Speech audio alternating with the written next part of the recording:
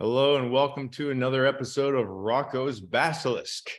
And for the uninitiated out there, which probably is everybody watching this, which no one watches it anyway, but Roko's Basilisk is the scariest thought experiment in AI that I've ever heard of.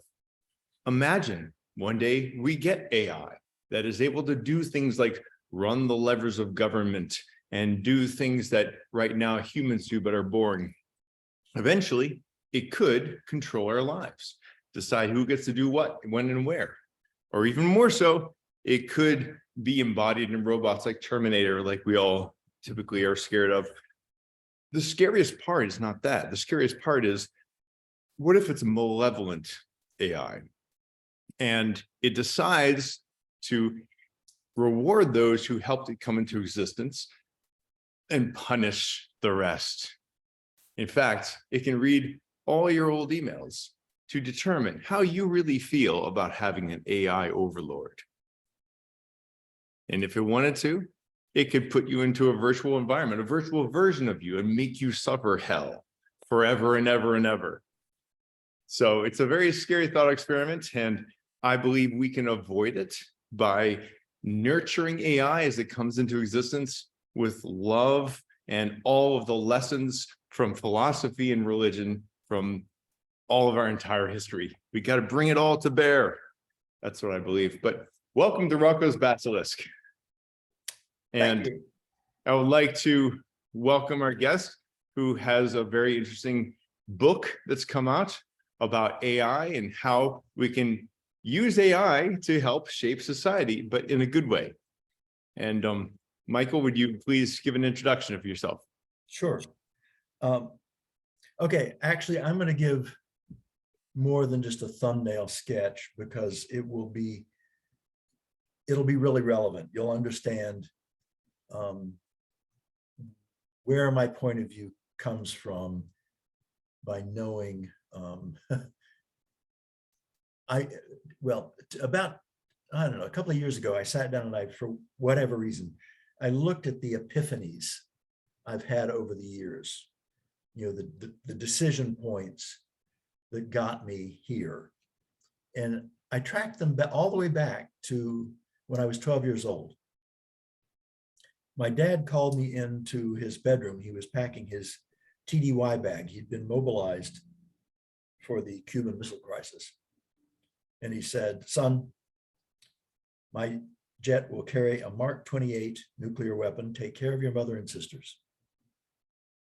So that was my coming of age in America. And prior to that, I'd grown up in France for 3 years. And so I was a TCK, a third culture kid.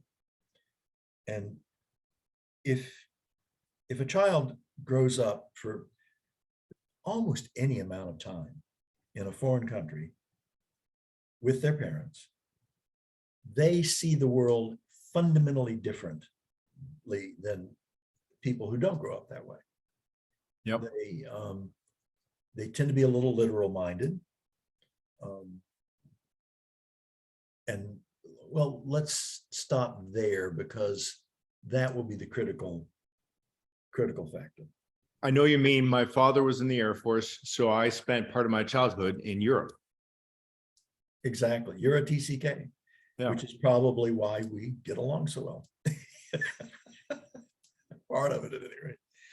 Well, I'll give you an example. The person who introduced me to it was a Japanese cultural anthropologist named Naomi Horawa, who's now a well-known Buddhist nun in Japan. She and my new wife and I were driving down 9th Avenue in Manhattan. Naomi was sitting in the back seat and Lee was driving, and Naomi was explaining to Lee that my 3 years as a child was fundamental to who I was, and my wife was not having it. Are you kidding? From 3 to 6, he won't even remember any of it. How could it possibly? And she leaned forward and she said, "Look, he even sits like a European." How does a European sit? I guess the way I sit. I don't really know. Well, It had I know something to do that, with the way I crossed my legs. well, there is something about the way different cultures physically move in their body. And I did notice that when I went to Spain later on study abroad, I was so American by then because I had, only spent a few years of childhood, but most of it in America. Right. And they could tell I was American just by the way I walked before I even opened my mouth. Yeah. Yeah. I believe that absolutely. I bought local clothes. I was dressed like the locals. Didn't matter. Mhm. Yeah. I don't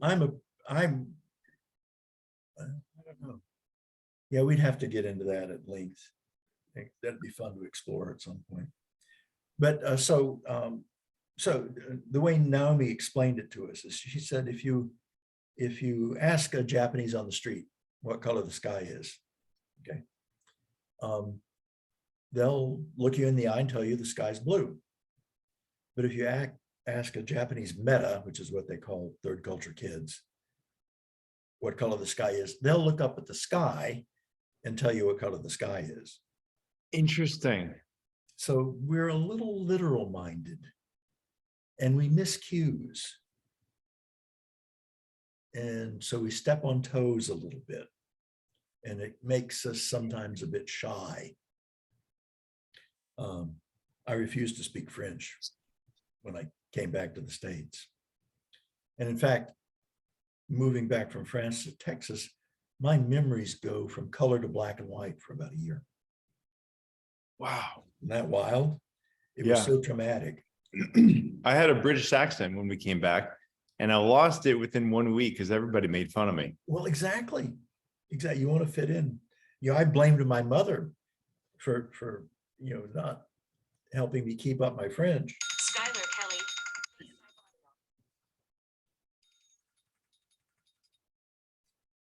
I can't do it right now. I'll call you back soon, okay? Thank you. I don't have an editing department, by the way, so that'll stay in. Yeah, that was my son. He just lost his best friend. Oh, no. Yeah, I know. This has been a real rough week for a lot of people. At any rate, so by the time I was 15, the next major memory that I have in that series was I was 15 and I was thinking about, well, this nuclear war stuff is really crazy. And it must be the fault of all the dumb people because smart people would never let this craziness go on. And I was thinking, well, I guess we could just, get rid of all the dumb people. Well, that made me feel sick. And I thought, yeah, and who gets to decide who the dumb people are, Yeah. And so I decided, well, I guess it's got to be everybody. The only way I'm going to save my mother and my sisters is to save everyone. I mean, talk about an arrogant adolescent man. Nobody had anything on me for that. So I can trace Amaranthine really the decision tree leading to Amaranthine from that period. And I began trying to formalize my understanding of human beings in high school.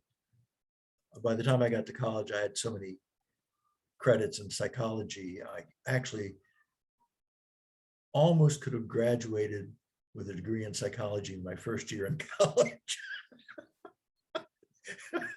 And this was just because I was obsessed.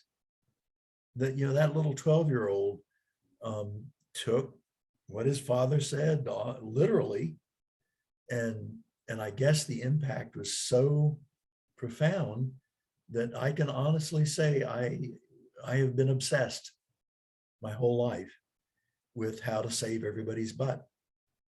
Well, before we get into it, you mentioned the word amaranthine a minute ago. That is the name of your book.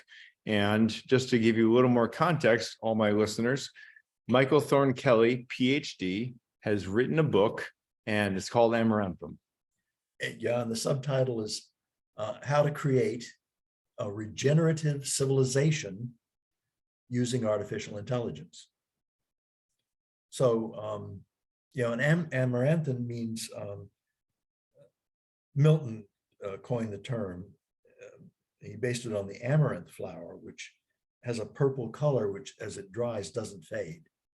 So amaranthine in the literary sense means unfadingly beautiful. I love it. So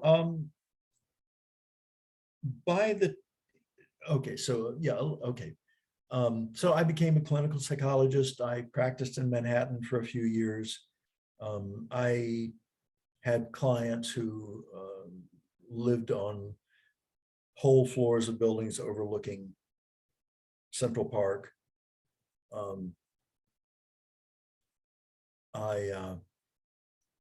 You would recognize the names of some of the kids I worked with. Let's put it that way and leave it at that. But I was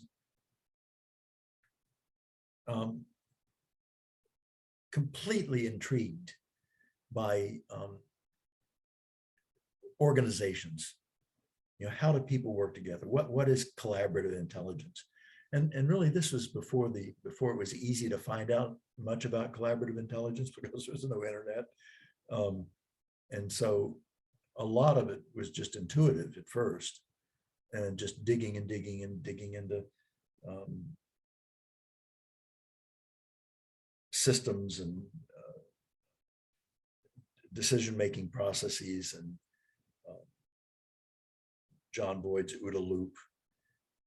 Boyd discovered that if you make decisions and take action faster than your quote opponent, he was a fighter pilot trying to figure out why American pilots during the Korean War were outperforming the Soviet pilots, despite having an airplane that was, marginally worse, actually, in many respects, than the Soviet ones. And yet we were winning 90% of our air battles. He finally decided that it was the decision cycle. The Soviets were having to check back with headquarters before they took any action. And the Americans were trained to. Yeah. And they were demonstrating their prowess. So if you don't mind this conversation, we'll get to everything, but I like to jump on this tangents from time to time. And you just reminded me what I believe about why the Soviet system could not compete economically with the Western system was exactly that decision cycle. Think about what happened after they took over the farms. Farmers who've been doing their own thing for 1,000 years, maybe, told them, nope, now Moscow tells you what to plant, where, how much seed, how much fertilizer, how much water, everything. And these Moscow non-farming pencil pushers sent out their instructions. Then 6 months later, and the word comes back, oh, by the way, there's a famine now. We're all starving to death. Oh, I guess we need to change the parameters a little. Let's try again next year. That's too slow. Yep. Yeah, I discuss that extensively in the book.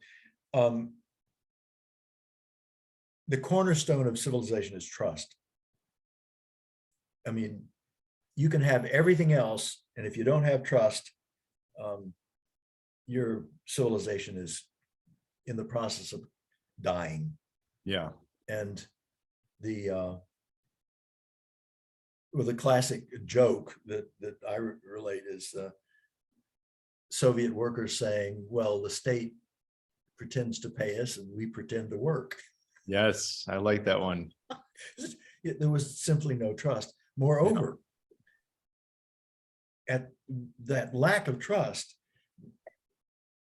drove the Soviet leadership to refuse to computerize. They stayed at the IBM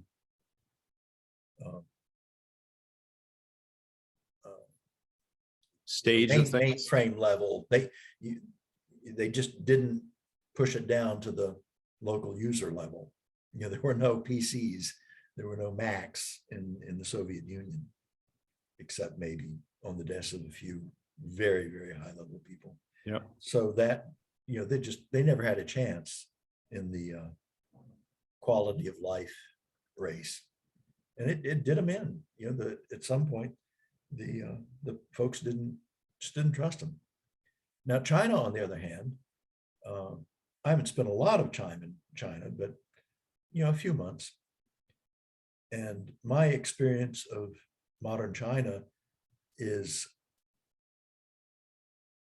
trying to put myself in the feet of Chinese. Mostly when I went to China, literally I would just spend days, hours every day walking through neighborhoods, just watching people. I don't speak Chinese, so you couldn't really talk with them, but you can see, you get the zeitgeist of how people relate to each other, how they relate to the absence of police people. I mean, there were very few police people. I never once felt endangered walking the streets and the back streets and the byways of Beijing, Shanghai, or Xi'an.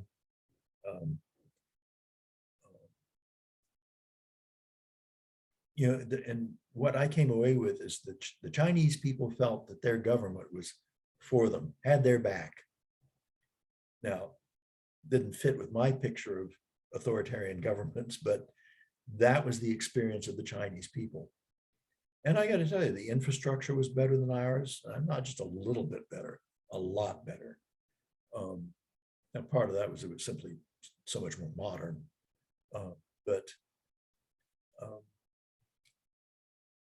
You could see why China was an up and coming civilization.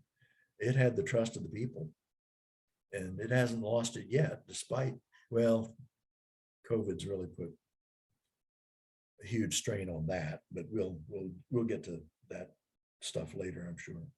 So yeah, absolutely. So bring us back to Amaranthine. Oh, sure. Okay, so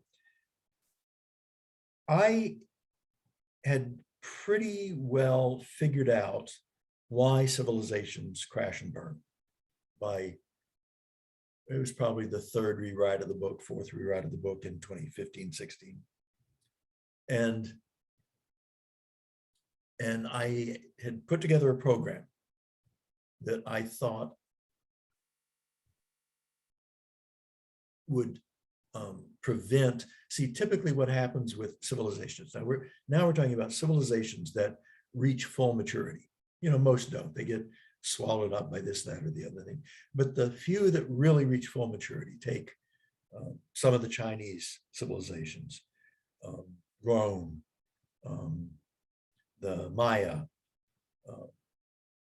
the United States, Great Britain. Great Britain was, as of 1919, the largest civilization that had ever existed on Earth. But they all fail the same way. And it really comes down kind of to psychology. On the way up, you've got this tremendous impetus to see everything in terms of we. But you get to the peak, and somewhere up here, the leadership really begins to thoroughly detach on a fairly large scale. And suddenly,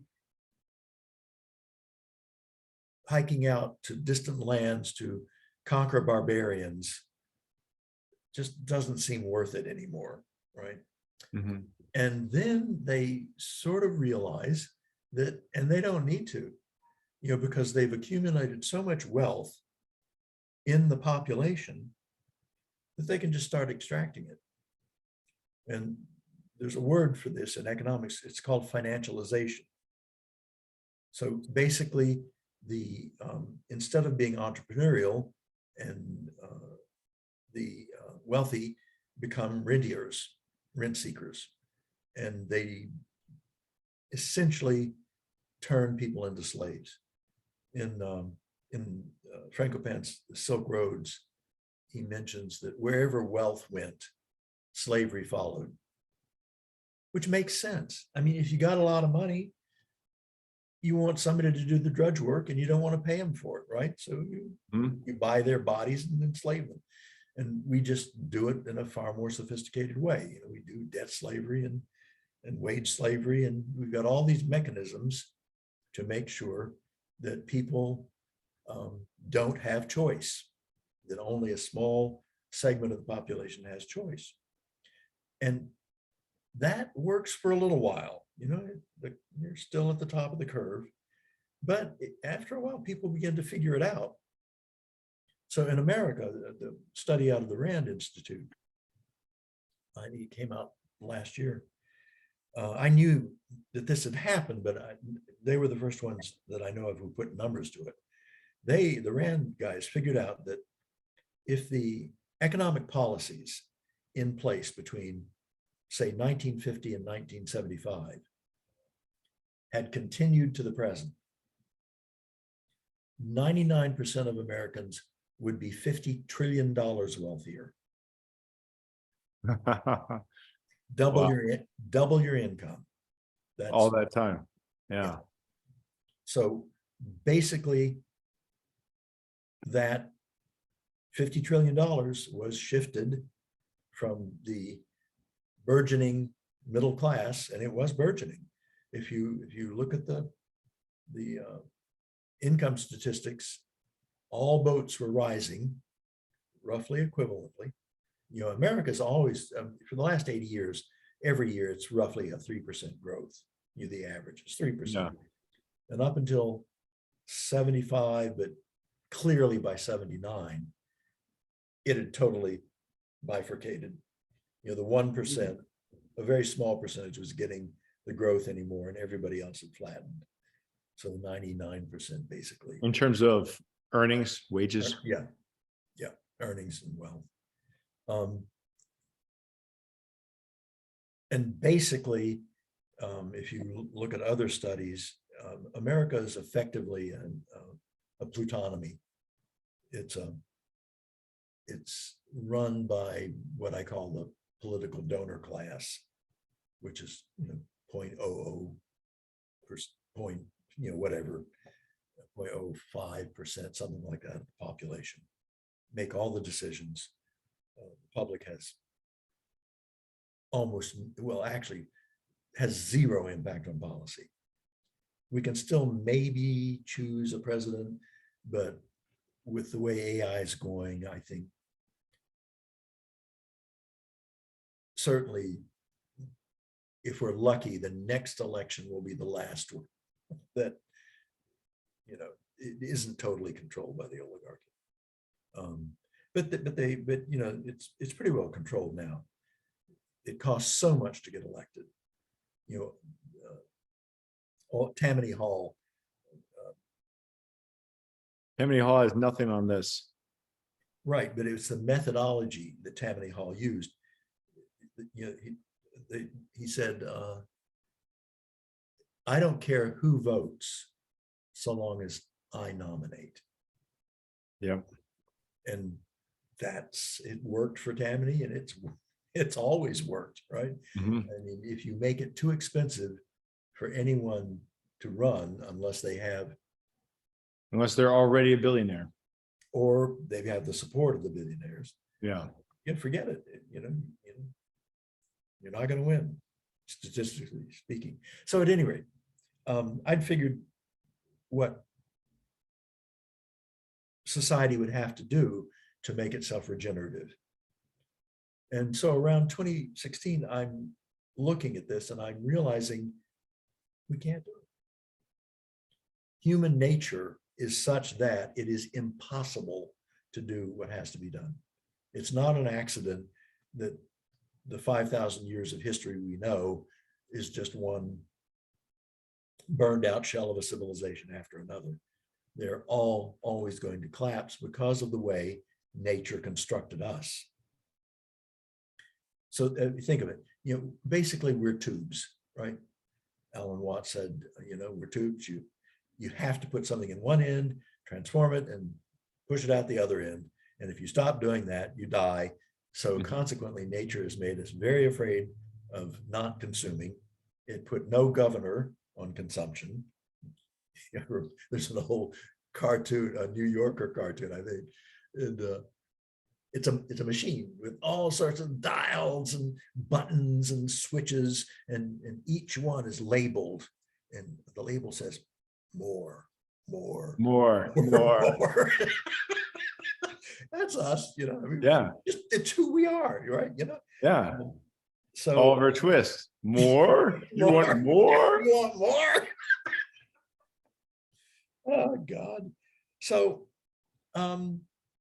we're really in a bind that way. That situation also required that we evolve fear and optimism. So now you've got a really tricky space. Well, game theory says that if you compete perfectly, you win or tie, you never lose. But no one competes perfectly, right? So what do people do? They cheat. They rig the game. And trust breaks down.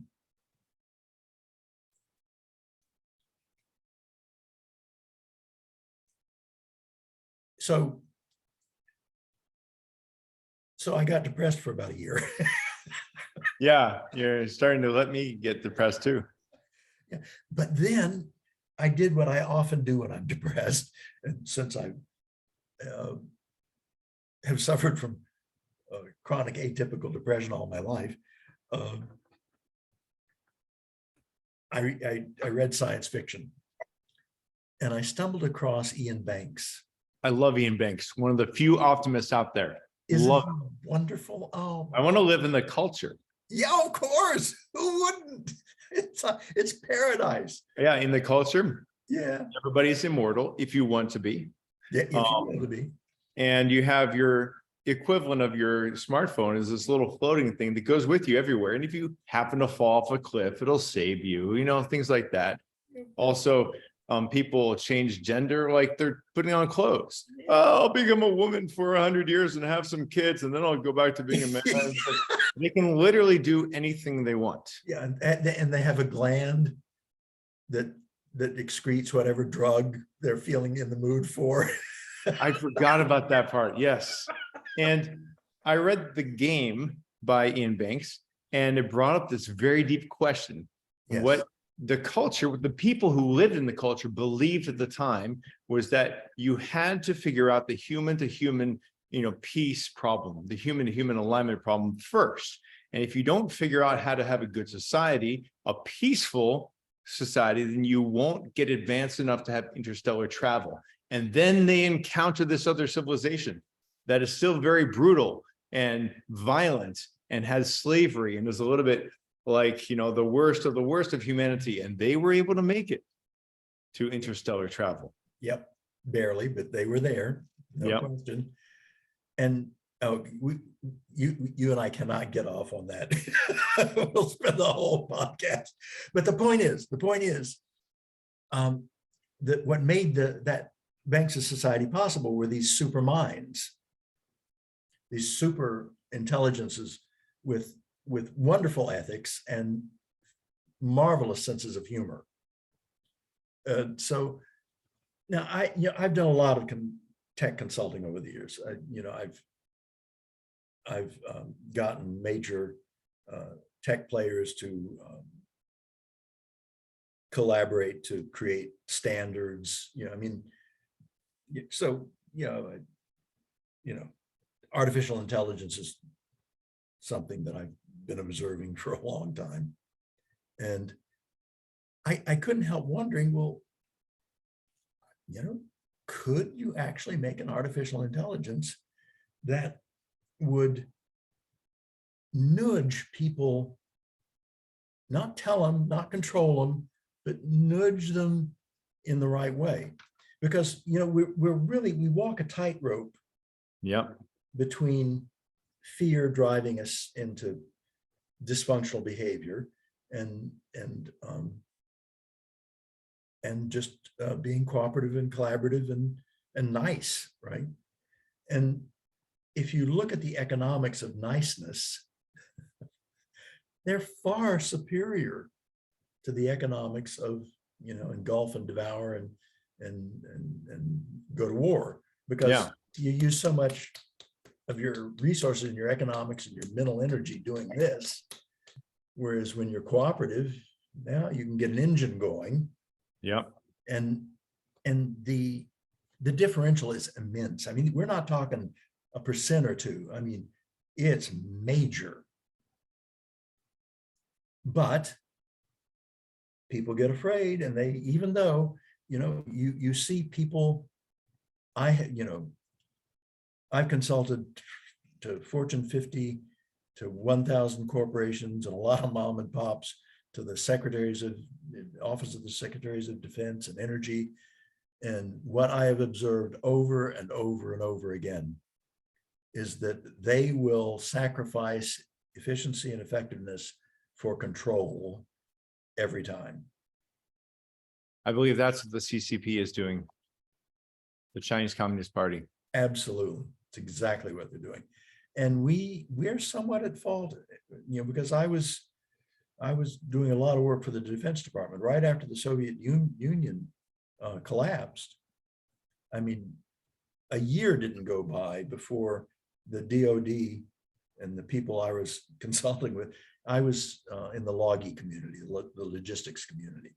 So I was doing a lot of, the computing at light speed and all the stuff of how do you digitize massive agencies. In fact, one of the things I did was help re-engineer the Air Force supply chain. And in the process of that, we had to re-engineer re-engineering, because in those days, re-engineering projects, 70% of them.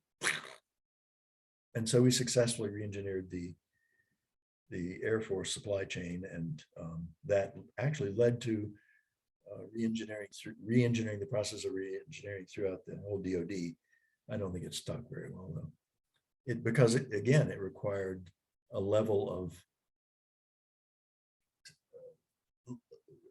releasing control that is just not natural to the social dominating authoritarian personalities that like to run things at the upper echelons and corporations and government. So at any rate, I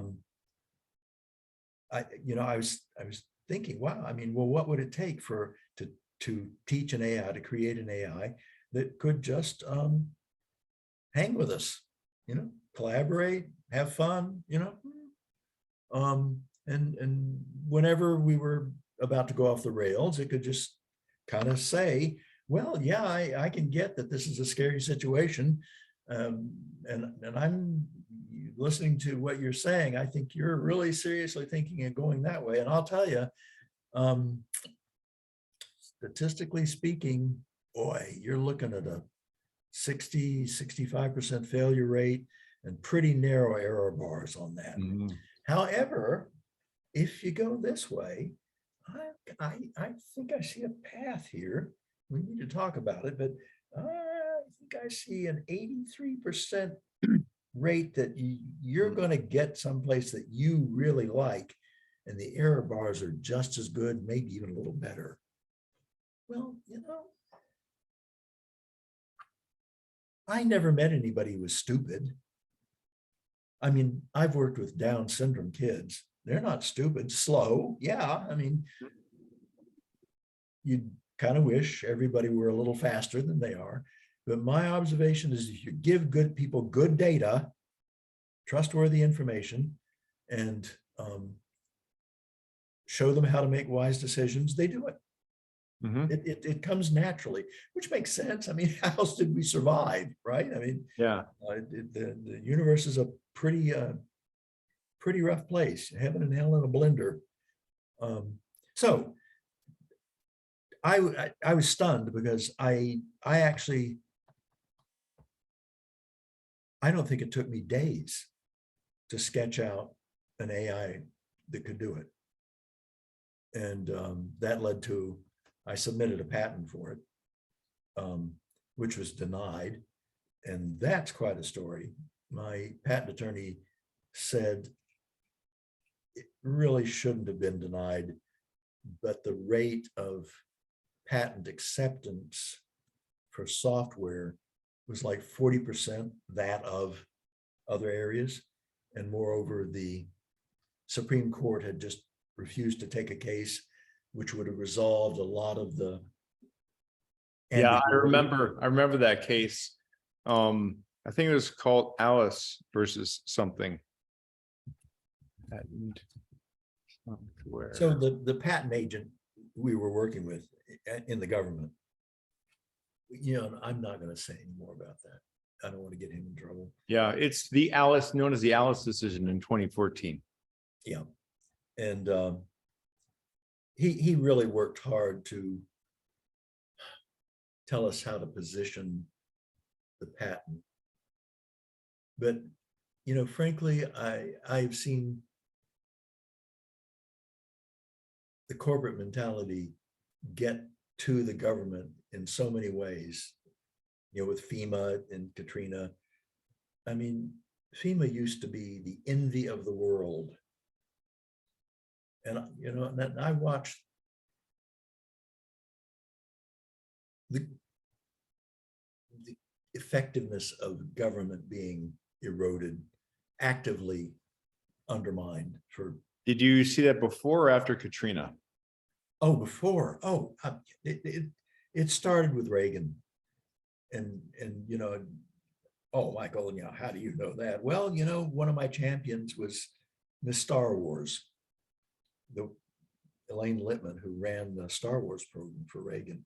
So I mean, I was privy to some very interesting conversations over many years. I assume we went ahead and built Star Wars. We don't talk about it much, but I know that was the reason why SALT II failed, right? Well, yeah, it's your Patriot missile. It was incredibly destabilizing.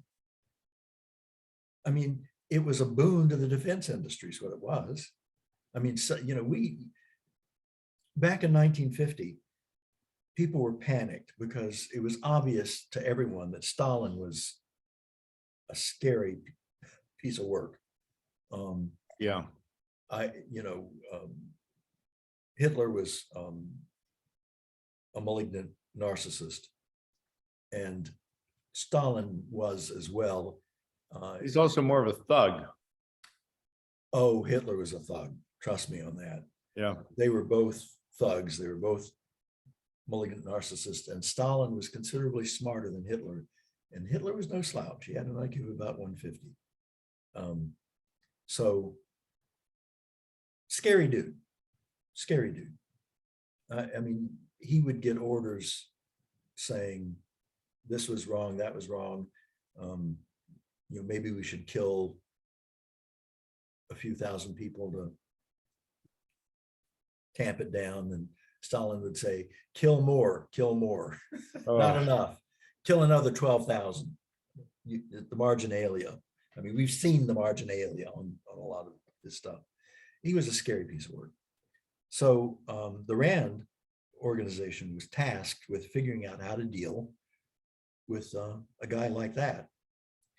Did you see the movie A Brilliant Mind? Of course. My great uncle went to high school with John Nash. I love it. Okay, well, you know about the Nash equilibrium then. Yeah. So that was the basis for mutually assured destruction. A Nash equilibrium is where competing agents get to a point where there's just no advantage to defecting anymore, right? Yep. To cheating. And that's a Nash equilibrium. And really, it did save the human race. Absolutely. There were at least 7 times that I know of that the machines, the radars, whatever, on the Soviet side or the American side were saying, we're under attack, we're under attack, we're under attack. Launch the missiles. And, the people at those levels were smart enough. They were, everybody understood Nash, the math. Yeah. Yeah. And actually, let's show people. Oh, sure. So on the right here is the standard prisoner's dilemma payoff matrix. Let's say you have 2 prisoners, A and B. I'm just seeing a blank white screen. Oh, okay. How about now? Nope. Oh, here we go. Yep, that's it. So you have two prisoners, both picked up by the cops, and the cops tell them, okay, if you betray your friend and tell what he did, I'll let you go now.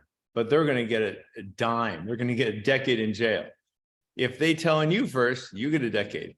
If you both stay quiet, I got enough to put you both away for 2 each. Now, if you both rat on each other, you're both going to get 5. So the Nash equilibrium is that bottom right. People will go make decisions based on what's good for them. Right. And yeah. that is what this is meant to display. And that's actually for, prisoners in some case, but applies to everything. What I find beautiful is that humans often find the best quadrant away from the Nash equilibrium. We are able to cooperate. We don't always do it, but we are able. We are able to, and the thing I find just hopelessly ironic is that that Nash equilibrium is called rational choice. Rational choice theory. Yeah. Yeah, exactly. Explain to me what's so rational. Yeah. Because, by the way, it doesn't really work that way anyway. We're not prisoners. We're not ratting each other out to the cops. I mean, it's a very artificial construct. Yeah, it's fine when you've got Stalin on one side and somebody else on the other side. It's great. It saves everybody's bacon. But what went wrong was Rand because of the beauty of it. I mean, it's so easy to understand. You're talking about the Rand It makes no Corporation, right? sense. Yeah. The think tank. The think tank, yep. They started pushing it for everything. They started applying it to education, economics. How do you apply mutually assured discretion to education? Please explain. Good question. Good question. But basically, they turned everything into a win-lose game. Mm. And Yep. I'll give you a sense of, we've now got pretty much 2 generations that have grown up in a rational choice world. They've been told that winning is not just everything, it's the only thing. I'll give you an example. I was watching the Italian Olympics, and the commentator came on and said, "Oh, this young woman has her chance to redeem herself." Wow, what did she do that she needs redemption? And he said, "Yeah, she won a silver medal at the last Olympics, and she's got a shot at gold." And I'm sitting there thinking, dude, you couldn't win lead. and you think this poor child needs to redeem herself. Oh gosh, yeah. She committed the sin of getting a silver. Of getting a silver medal. Well, there is interesting psychology that says that bronze winners feel happier than silver winners. Interesting. Because bronze are like, oh, I'm just glad to get a medal. And the silver winners are like, if I had just done this differently, I would have gotten gold. Yeah, the mother of one of my best friend's daughter has won 2 gold medals. So wow. I've kind of watched that.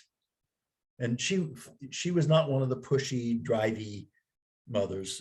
This child just determined that was what she was going to do. And she was lucky enough to have the ability to do it. Got Amazing. A full scholarship to Stanford, partly to do her sport. Amazing. But yeah, it is so corrosive and demoralizing to live in a society that says that your only value is is what you do for me today. And what's the alternative? What's the better way? There we go. Yeah, we're getting there. That's what the book's about. So yeah, I created an AI, and then I realized that I wanted to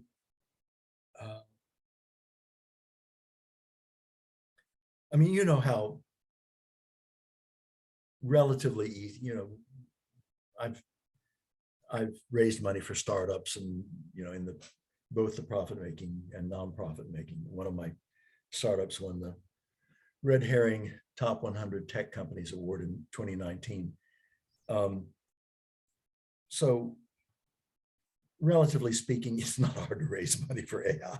You know, you could go out and you could raise a lot of money. And I didn't want to do that because capitalism is pretty much degenerated into the golden rule at this point, which the gold rules. It really has nothing to do with what we're taught capitalism is, you know, free markets. No, it's monopolistic.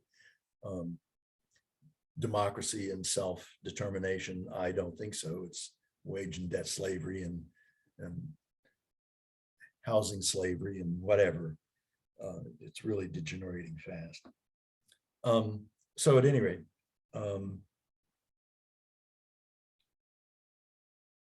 I decided that I needed to write a book that at least was accessible to a really substantial part of the population, not just, you know, decision makers. And so that required a couple more rewrites. And I finally settled on the metaphor. Yeah, okay, so the central problem, the reason I think that AI keeps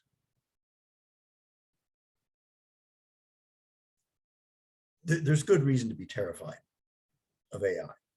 Mhm. So, you know, if you see a presentation by a pretty sharp person who knows what they're talking about and they're telling you AI is really scary, listen to them. It is absolutely terrifying.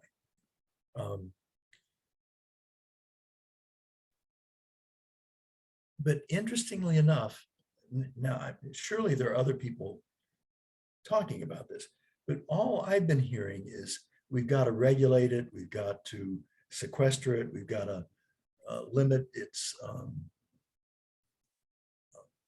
deployment to, you know, people who can be trusted to, you know, handle it, and it gives this sense of false security, because I mean we're so good at regulating ourselves, right? And we're going to regulate AI. No, I don't think so. So the way I see it, we've got the clearest choice the human race has probably ever had. You know, we either choose paradise or we choose a dystopian hell that's, you know, like you were describing at the beginning of this. I mean, it will certainly accelerate the collapse of civilization. Whether that wipes us out in the process of the collapse is certainly going to wipe out most of us, because I can't imagine the nukes not flying when it goes down. Typically, when a civilization that dominates its context, when it goes down, it takes everything with it. You know, when colonialism, the European colonial empire went down, it killed 200 million people. 200 million? Yep. Why? How? Well, between 1914 and 1945, I mean, this is a back of the envelope, okay? Yeah, yeah. That was the collapse of European colonial aristocratic empire. It took that long to collapse. I mean, not surprisingly. I mean, if you looked at the British Empire in 2019, man, they weren't kidding. The sun never set on the British Empire. It was it never did. 25% of the world's landmass. 20, yeah, exactly. And they actually controlled it, unlike the Mongolian Empire. That's exactly right. They absolutely controlled it. And, you know, not unsuccessfully, relatively. But that kind of empire just never lasts for the reasons I've stated. So at any rate, They didn't have nuclear weapons. And nevertheless, they destroyed, better than 10% of the world's population. The 1914 population. So the prospects aren't good. We need to be ready to do anything we have to do to keep that from happening. So at any rate, I finally hit on a way to describe why my AI could do what it could do that I thought would pretty well make sense to anybody. And it's about aesthetics. Right now, because of the way we are developing AI, basically, we're teaching it to be like us. The large language models, what are they modeled after? They're modeled after us. So we're building AI that looks a lot like us, that looks a lot like organic systems. You have to shove something in one end, shove it out the other end. So the whole issues of domination and consumption and control are predominant, okay? And I was thinking about, well, what's the alternative to that? I mean, AIs aren't organic. They're immortal, effectively. They don't have to compete with us. They don't have to procreate. I mean, they are really fundamentally different from us. And so teaching them to be like us is not wise, it's tragic. Yeah. And so, well, what do we teach them? And I thought, well, okay, there is an area of human life which isn't that way. And it's the creative impulse. Where's the win lose in a song? You hear a song, you love it, it moves you, it's meaningful, or it doesn't. And where's the conflict? Where's the win lose? It's just a different way of conceptualizing the world. Instead of this, it's, oh, what kind of harmony have we achieved here? How beautiful. So you can incentivize creating harmony as opposed to incentivizing creating domination and control. This reminds me of other analogies. Some people overuse the war analogy. Everything is a battle. Everything has to be won and lost, like you said. And I've heard some people say we need to replace that with the pizza analogy. I mean, there is no bad pizza. Sometimes you want certain toppings over others, but you're always going to enjoy it and you can share it as long as you have enough pizza. Right. Well, this time is different in some respects. People are always saying, well, this time is different and the civilization goes down. Well, no, this time is, and it goes down, but this time is different. All of the real problems that we're dealing with are political. They're not engineering problems. We have enough food. We have enough clothing. Yeah, there is no engineering problem with this being a paradise planet. It's a choice.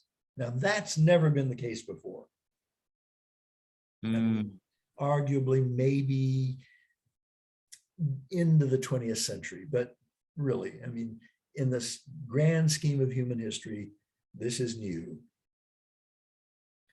There's enough to go around. There's more than enough to go around. There's plenty for people to have fulfilling, exciting, enjoyable, productive, constructive lives. Yeah, we have enough calories that we produce that we can support something we can never do before, an obesity epidemic in the homeless population. That in and of itself is an amazing achievement for any civilization. Yes, it is. But yeah, it is. It really is. I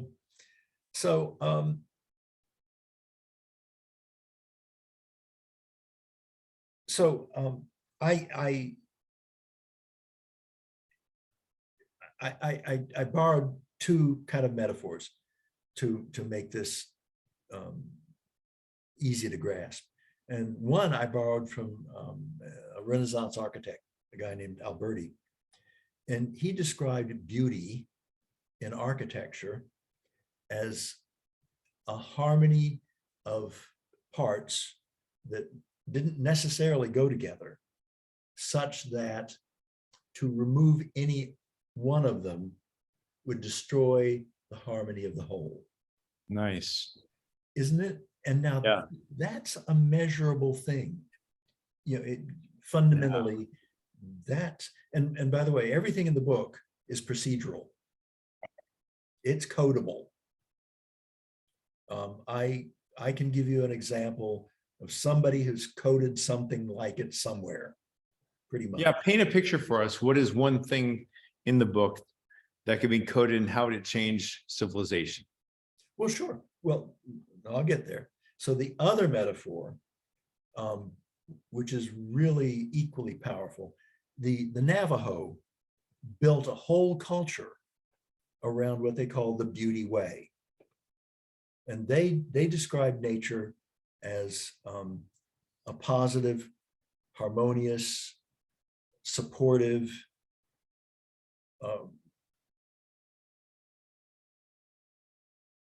reality that they call the beauty way, and the cultural marching orders were to walk in beauty. And so that's what I adopted. Now, so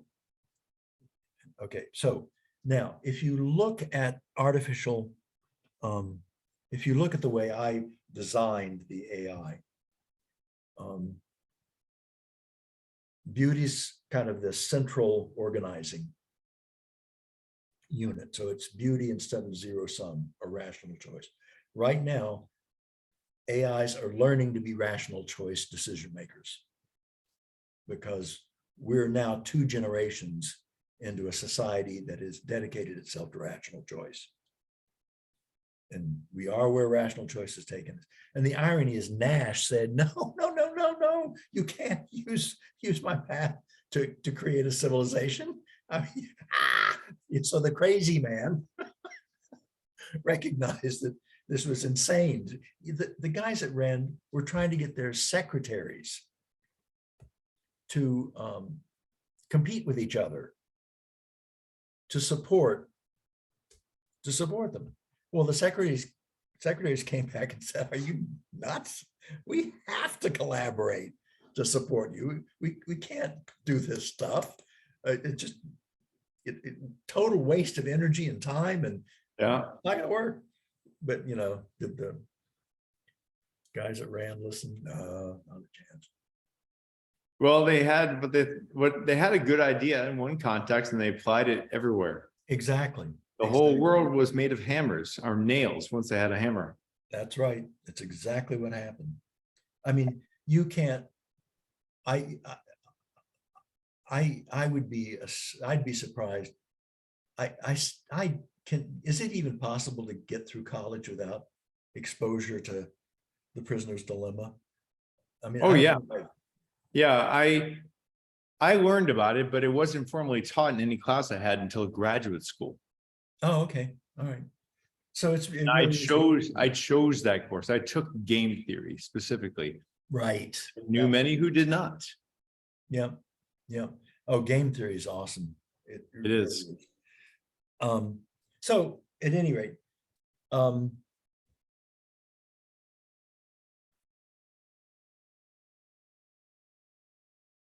you can.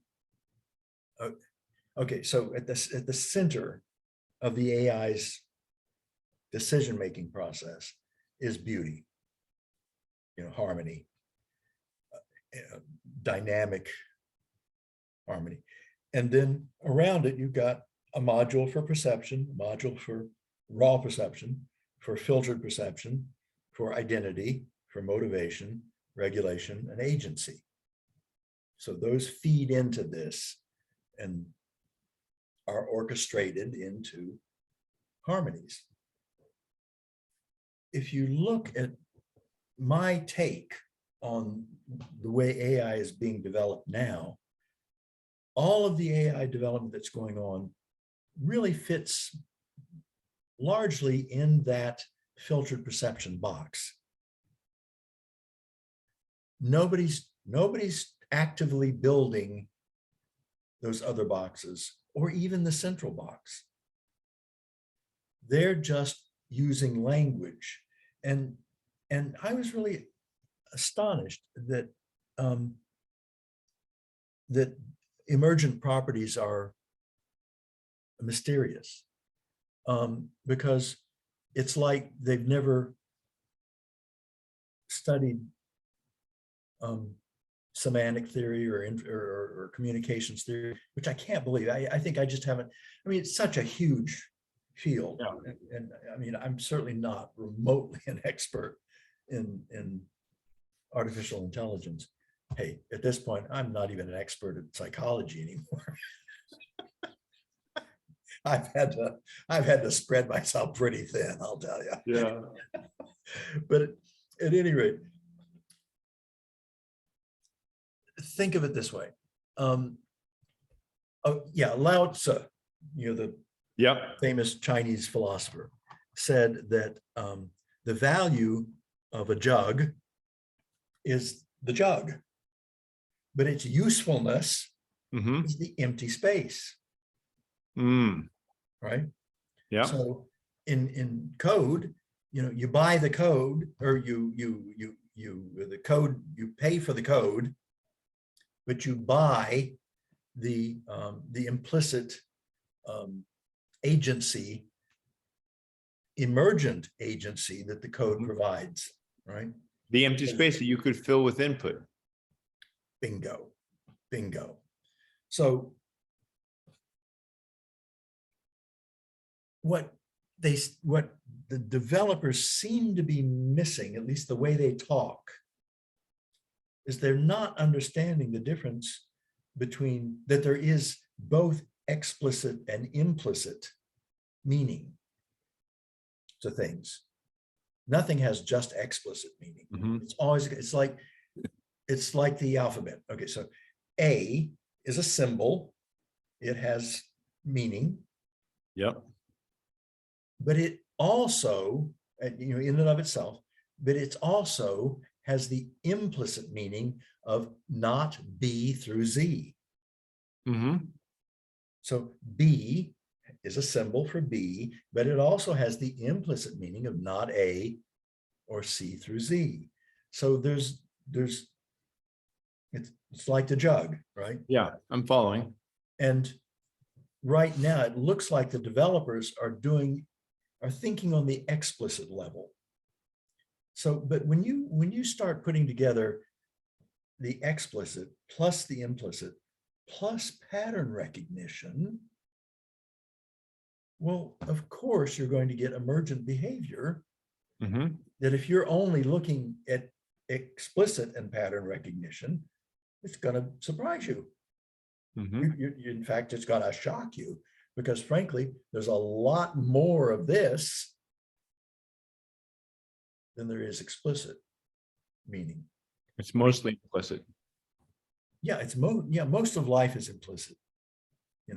Now, I think if it really turns out that I'm one of the few people really discussing this, I think it can only be because of that TCK.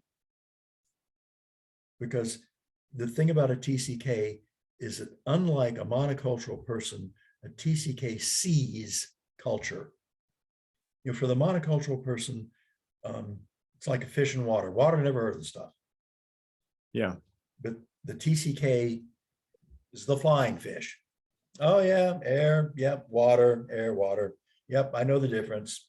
And fresh water, salt water, there's all kinds of subtleties. And sometimes the air is full of little drops of Yeah.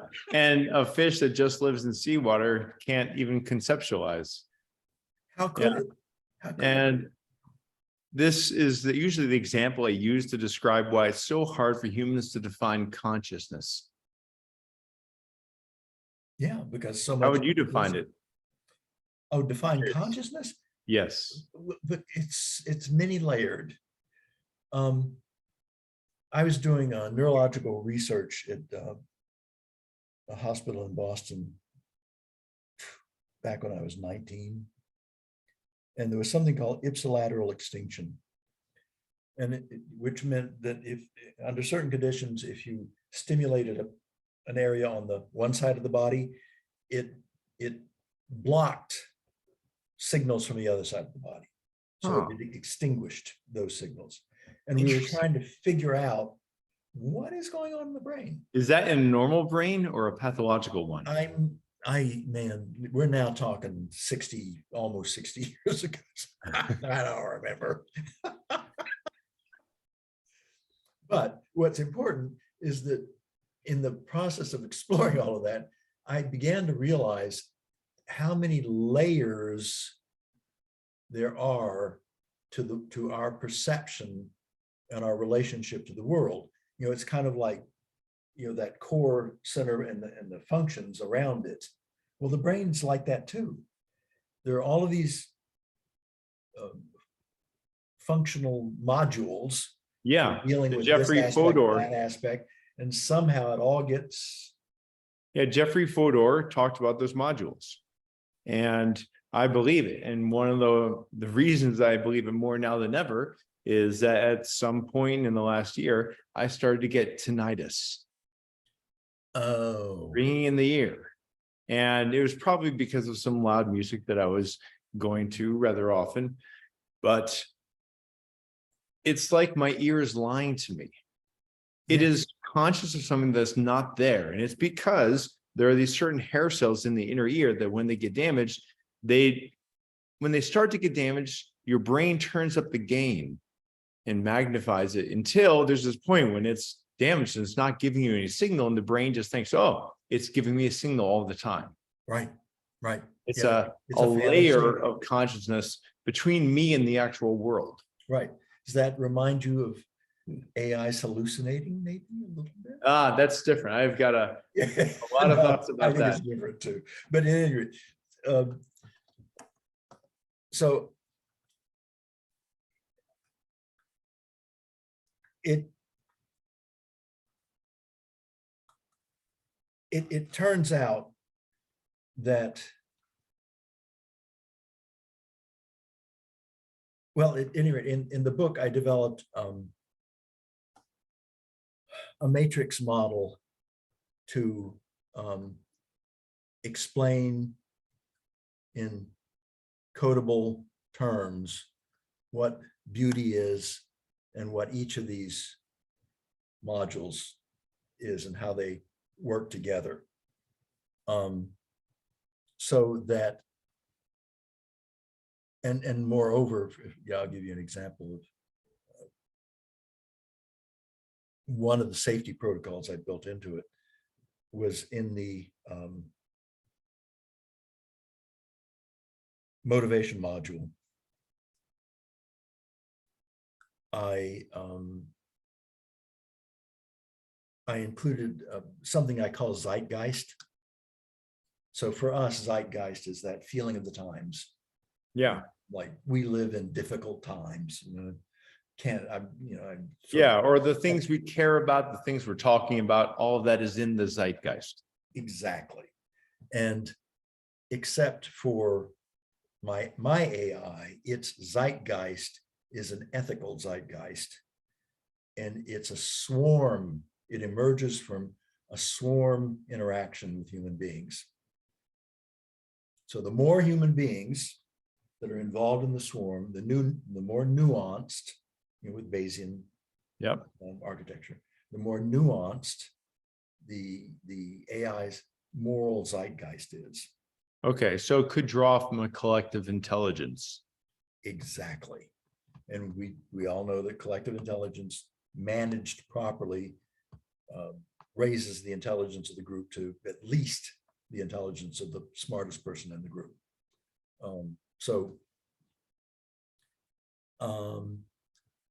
So by building us into the AI's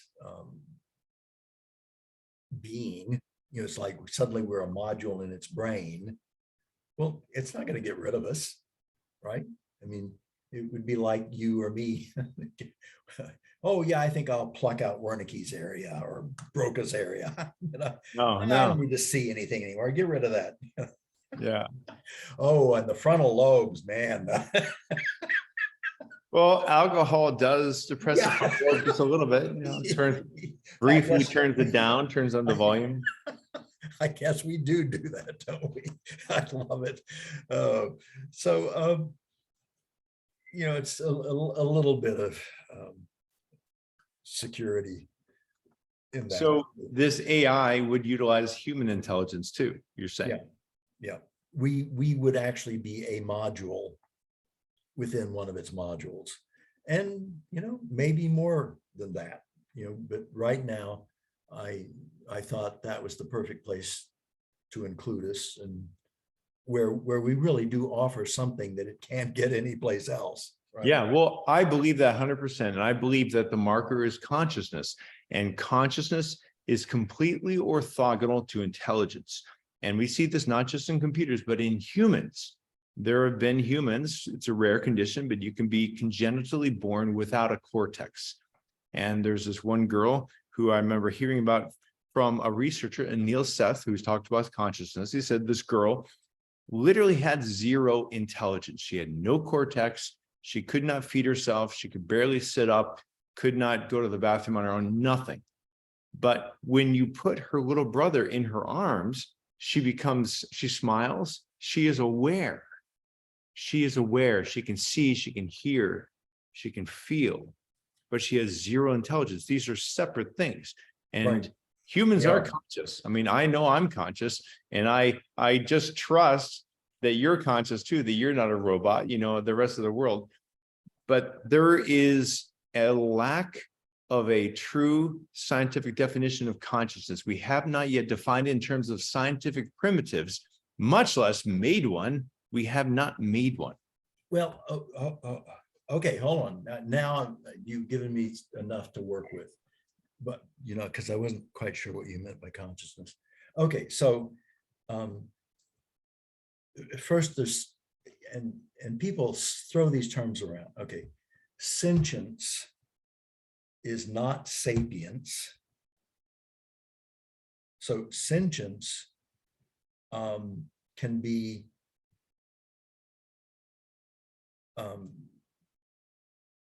probably only takes a few thousand neurons. Self-awareness, probably every living thing is, above cells. I mean, may be sentient. In effect, have self-awareness, have emotion to some degree. I mean, the idea that animals don't have emotion, I mean, clearly That's silly. Thought that never had a pet, Yeah. They're the ones who didn't have any. They didn't have pets. They didn't have a dog growing up. Okay, but sapience is that self-awareness combined with theory of mind, combined with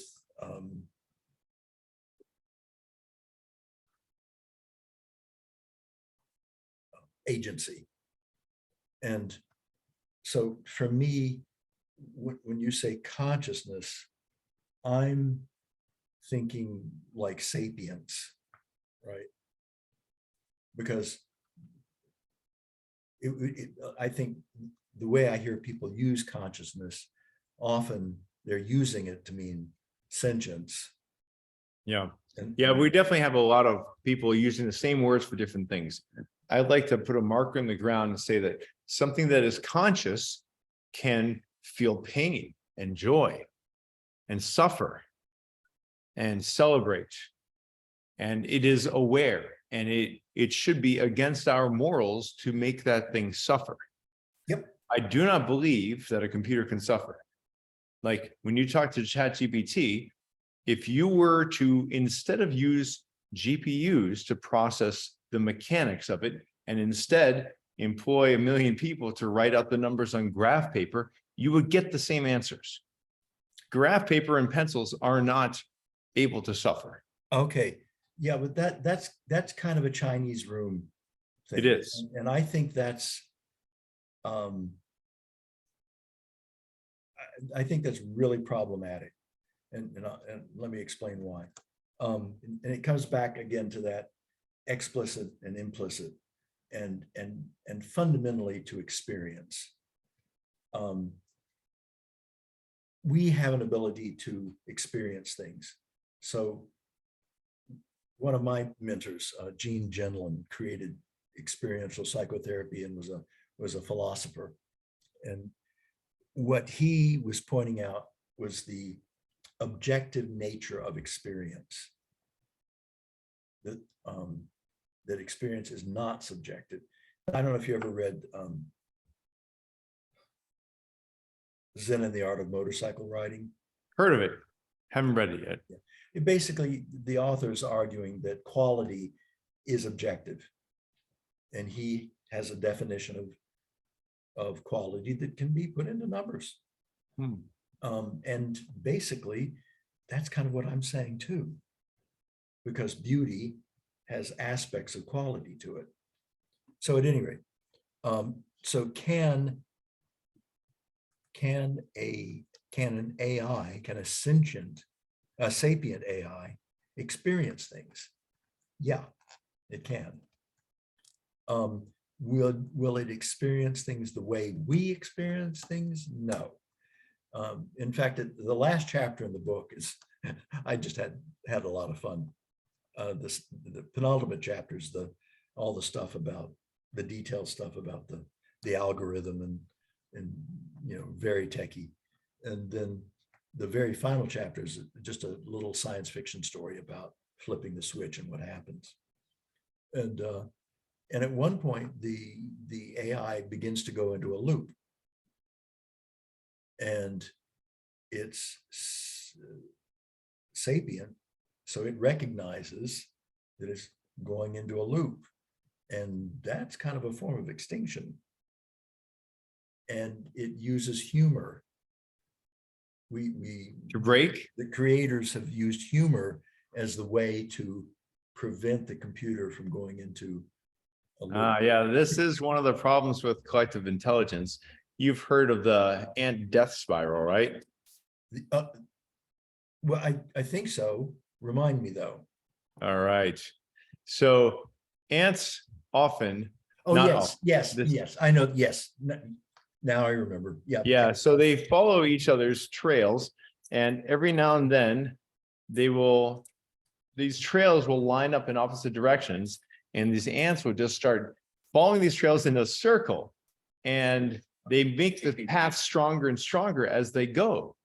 Yes. And these ants will literally walk until they run out of energy and fall over dead. Yep. Yep. And we can do this as humans, obviously. Right. And clearly ants don't have a sense of humor, or they wouldn't do that. No.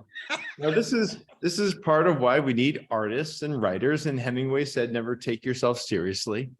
Exactly. Yeah. Exactly. Yeah. So I'm quite convinced that that the design that I've laid out here will produce an AI that can fully appreciate us. And here's the critical thing. I'm certain my algorithm is flawed.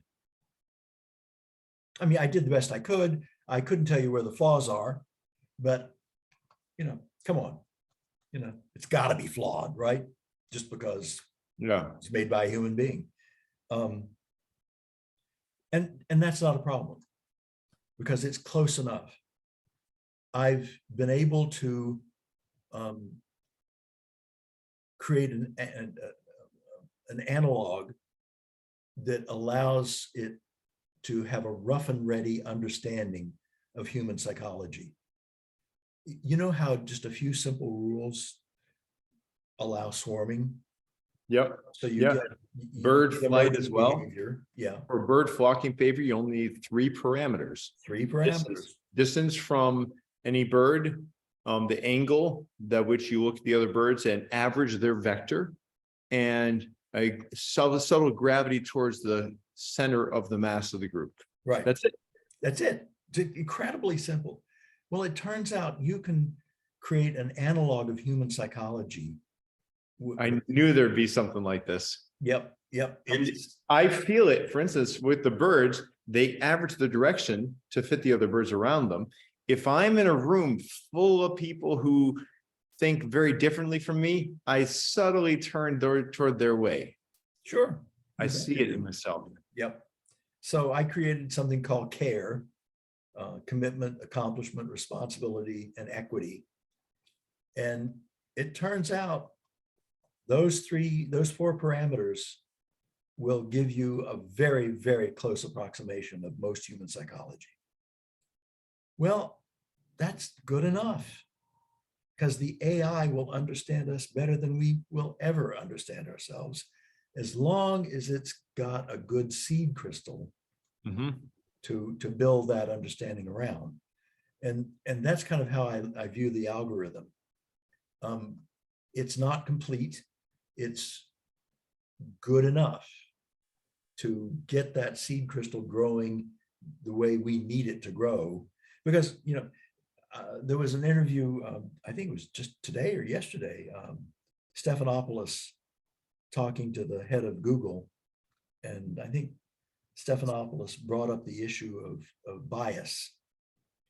And Google CEO said, well, bias isn't the problem.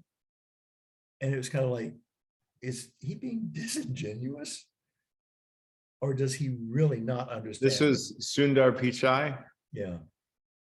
So what do you think the problem is? Bias What does he think? Oh, I haven't seen the interview. Somebody would just tell Oh, me. okay. They just called me up. Yeah. Said, can you believe he said? Yeah. You're like, no, dude, bias, the whole mechanism of bias, the whole consequences of bias. And if you think you can build an unbiased AI, you're a fool. Yeah. Because we are not conscious of all of our biases. And I think something you brought up before, loosely related to it, is this concept of there's something worse than biased. And that's when you don't even have the right framework to discuss something. Right. Yeah, you're just. Yeah. And what I like hearing different people's frameworks, how they cut up the world. Like Plato talked about cutting up the world at its joints, like a butcher of reality. Yeah. But there are different ways to cut it up. Yep. And when you're, growing up in Western culture and you look at a tree, oh, there's a trunk, I'm going to draw the trunk. There's branches, I'm going to draw the branches. And there are leaves, I'm going to draw the leaves. Whereas there are many other ways to look at a tree. You can look at a tree as a meeting place of matter and energy, where, sunlight is coming in and oxygen is going out. There's so many different ways to break apart reality. And you might be biased, yeah, or you might have the entirely wrong framework. Right. Yeah, a good part of the book is how do you look at the world as in terms of a transformation process? But because if you're going to regenerate civilization, you've got to master transformation. When I was doing the work at the DoD, I remember I had a bookshelf. Broader than my arms, full of these books with all the rules and regulations of the DoD. And nowhere on that shelf was anything about how to manage transformation. It was all how to keep things the way they are. All about control. So a lot of the book is how do you teach an AI to manage the transformation process. And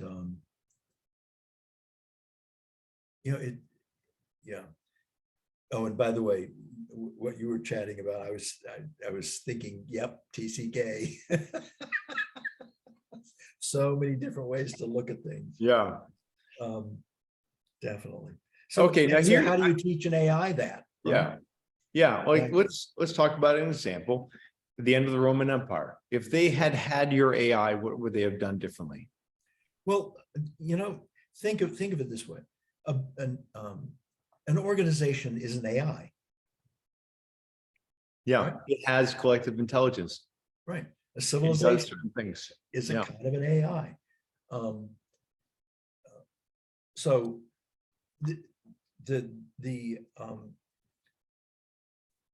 okay, well, let me stumble around that a little bit first. Okay, so what do we know about the Roman Empire? They understood technology. They got almost technology. had an industrial revolution. They had that thing with the two hemispheres. You put water in it, put it together. There were pipes out at right angles. You heat it up over fire and it spins. They turned fire energy into rotational energy. That's one step away from the Industrial Revolution. Oh, absolutely. One step away. The baths were very sophisticated pieces of engineering technology. The temples, that's where they primarily used this stuff. But it was a conscious decision not to initiate the Industrial Revolution. Really? Yes, that was a I thought it conscious was decision. accidental. No, absolutely not. They, again, control. What would they have lost? Their whole economy was based on slavery. It would have completely disrupted their empire. Now, we think of the slavery for the Romans was very different from what the American experience of slavery, like in the Deep South. Famous Greek philosophers sold themselves into slavery. Really? Really? I knew Epictetus was a slave. And he probably almost certainly sold himself. He sold himself to a patron of a great house of Rome and became a slave. And the life of a slave was not necessarily bad. I mean, if you look at the American model of wage and debt slavery, you've got 90% of the country having very little choice about their lives. But you've got another 9% that don't have much choice about their lives, but can live very, very, very well in the managerial class. And, and that top 1% and on up there, they,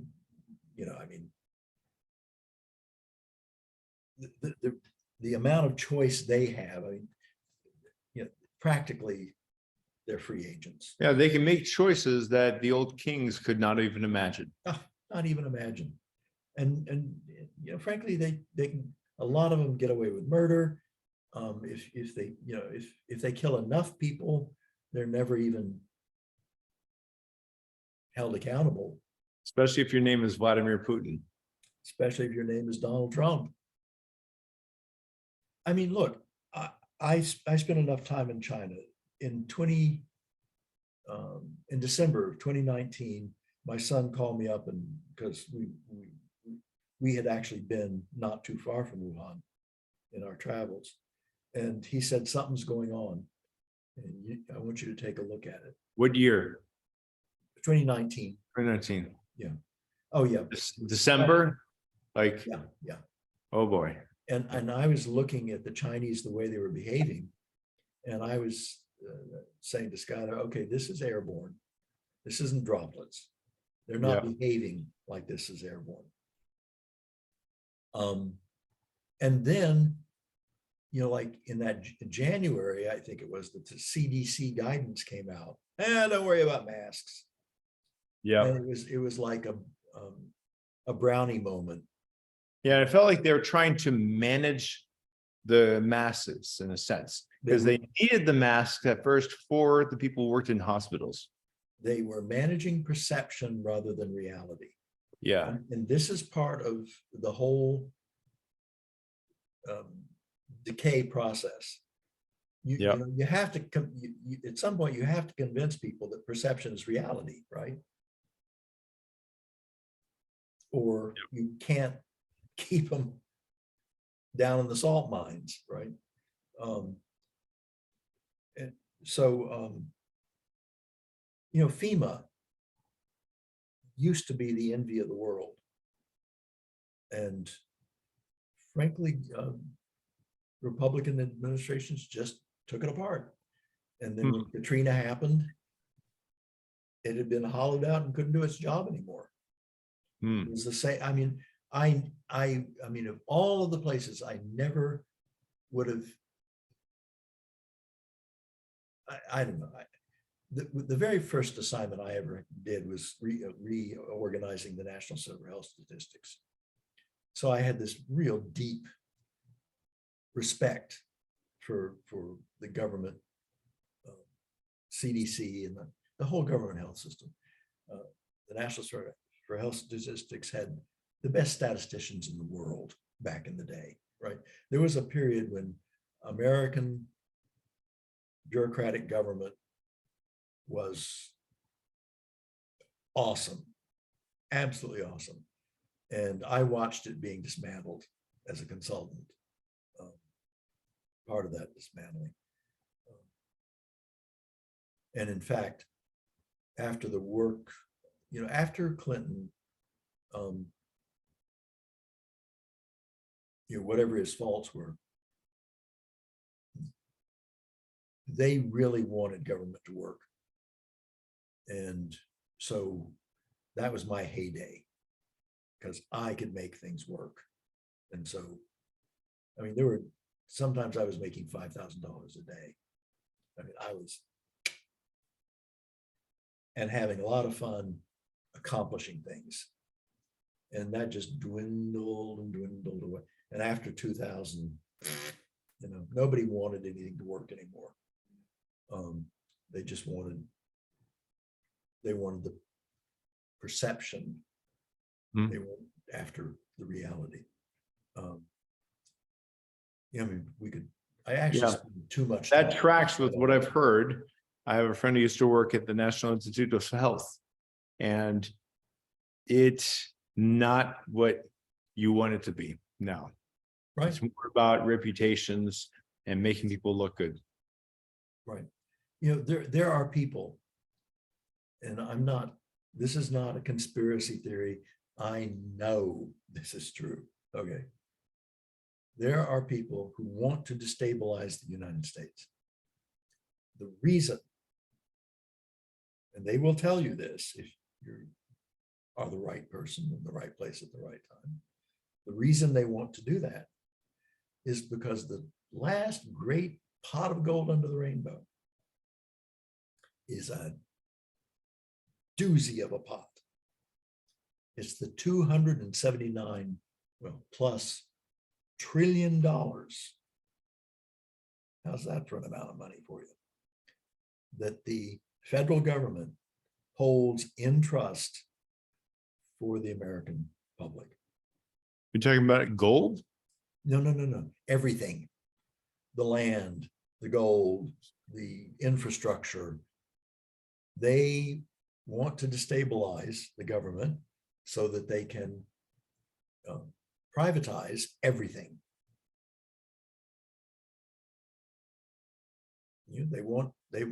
Look, pile builders build piles. It's a pathology. There's plenty of psychological research on that. Yeah. So yeah, human beings will not. I mean, we could, but we will not manage ourselves. Not going to happen. Well, what makes the difference? What makes the difference between the scenario where some humans choose the Nash equilibrium with a smaller pie, or the humans who don't? And one example that I like to think about is we have actually come a long way since we were similar to the chimpanzees. The chimpanzees, bonobos, and us separated like 4.5 million years ago, just million. 6 million, yeah. 6 million years ago. And we are very different. And the funniest example to me is if you take 250 chimpanzees who don't know each other, put them in a movie theater and turn the lights off, pandemonium erupts. They will be pulling each other's limbs off and, biting and killing each other within seconds. But humans, I mean, I've been to the movie theater many times and I've never had my arm pulled off. Never even had someone steal my popcorn. Right. And again, I talk about a lot of the inherited regulatory machinery. But the fact is, we're not ants. We're not termites. I mean, they're the bees. They're the regulations are They just absolute. do. Absolutely. We have choice. Yep. And it turns out choice is evolutionarily, thermodynamically really expensive. It takes this huge brain. I mean, 25% of our resources it takes to run the eyes. Yeah, 25% of the resources to run 2% of the mass. Right. It's just huge energy suck. But it gives us this immense flexibility. But what we had to give up was some of the regulations. And by virtue of, and other things we had to give up, ended up being built-in biases. I mean, one of the things I say about, if you want to know what a scientist is? A scientist is a person who's identified, who understands the 60 most common biases that affect human decision-making and perception, and designs experiments that cancel those out. That's what a scientist is. That's really good. I like this. And it just makes me think about how we have instincts and they will lead us astray often because they were developed for a different time. Exactly. And one of my favorite things is think about small groups.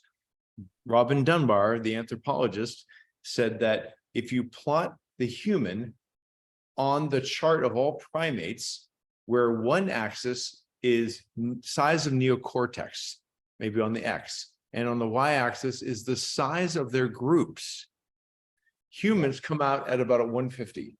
We should be living in groups of 150 or less. Right. Now, I remember growing up in Bedford, Massachusetts, and from kindergarten until graduation, except for when we were going back and forth with England, because my father being in the Air Force, we were there. So I knew kids my whole life.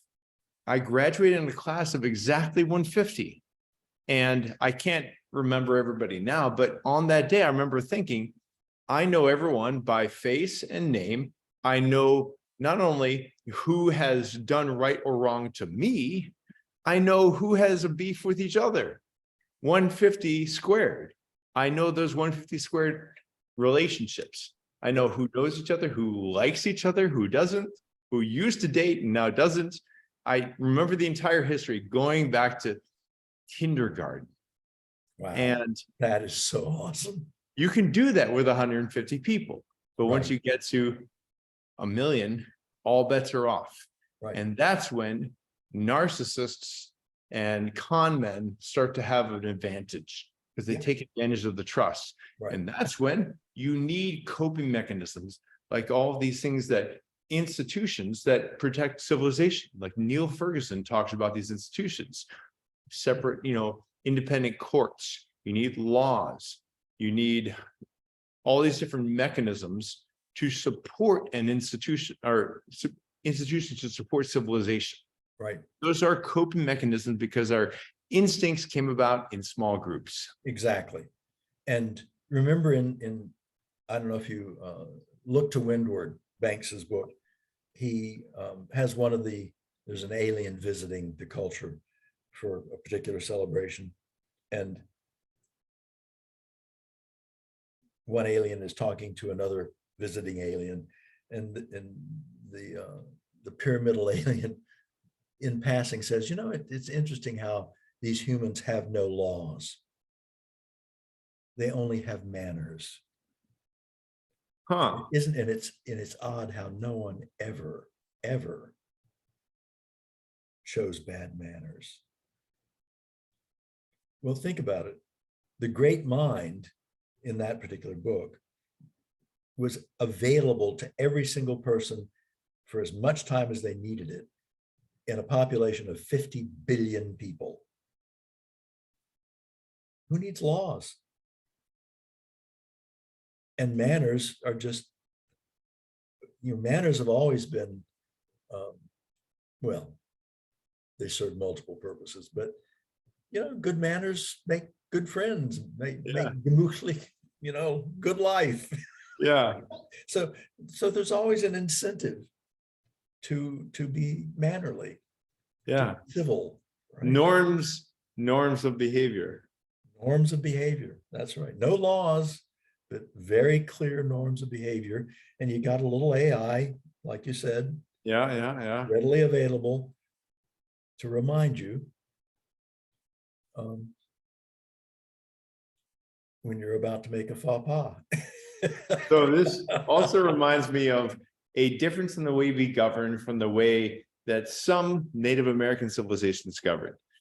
The way we govern is we set a set of laws, and these laws are written down in words that may or may not have a very clear interpretation. And then you go ahead and you do whatever you do.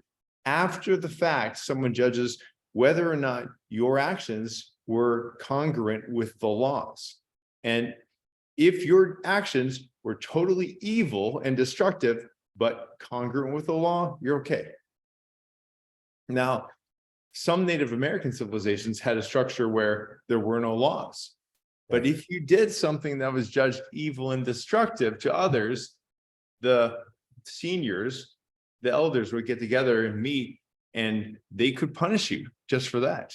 You bet. Yeah. It's a, it's a very, I would be perfectly fine in a system like that. I mean, okay living. I don't know if I would be fine. Yeah, because you never know. I'll give you a for instance. I think of myself as a very forward-thinking, understanding person, but I remember when I was young, there were things that certain older people would say. They would just look at them and think, that's racist. Like they would say something like, oh, that's the part of town where the other folks live, or whatever. And you know what they meant. They meant the black folks. Yeah, absolutely. And I would just give them the look of, you're racist and backward. But then now, fast forward to 2023, sometimes I forget the right pronouns to use when talking about my daughter's friends. And she gives me that same look. Yep. And now I'm the recipient of that look. Because I used the wrong pronouns. Well, and it's complicated. That's one reason to have an AI. So you can keep all of the, because most of us don't want to cause pain, don't want to hurt other people. And right now, all of that's awfully raw. It's awfully raw, sadly. There you go. Well, let me bring up one other example. I want to get your take on this. Have you ever watched Westworld? I have. I kind of enjoyed Westworld. I loved it so much. I watched the first 3 seasons 3 times all the way through. Oh, I wish yeah, I bet. So season 4, not as good, but the other ones are great. Anyway, in one of these later seasons, there is this supercomputer, the super intelligence called Rehoboam. Yeah, I remember that one. They follow the Old Testament. The first one was Saul, then David, then Jeroboam, then Rehoboam. And that was this quantum computer, this massive sphere of quantum computation that would predict how to maintain society, civilization. Right. One of the things they discovered was that in any civilization, there are always people that are born, being us humans, none of us are neurotypical. There's a lot of neurodivergence or variance. And there are all these people, there are all these people that are unpredictable. And they were always the ones who were at risk of being somehow leaders and diverging a whole group of civilization and making everything collapse, that disruption. So society, this AI would devise, a large group of relatively peaceful countries with small pockets of conflict, constant conflict. Like Right. there's always some conflict somewhere in the Middle East or Africa or South America or Asia. And this AI would just nudge these atypicals, the people who are disruptive. It would nudge them, say, you should join the military. And these small wars were population sinks for the people who were neurodivergent. And everybody who was just normal and played by the rules, stayed within certain error bounds, they could have a nice normal life. Right.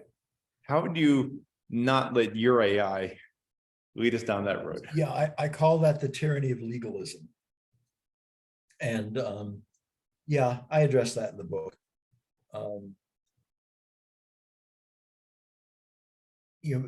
As hard as it is, one of the emergent properties of my AI is compassion.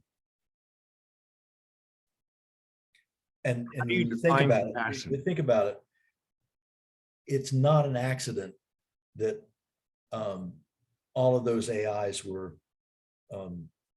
Old Testament AIs. Yes, that is interesting. Because they were all, it was a tyranny of legalism. Whereas the New Covenant, the more about compassion. Was about compassion. Interesting. So how does an AI feel what another person feels? That's where the care system comes in.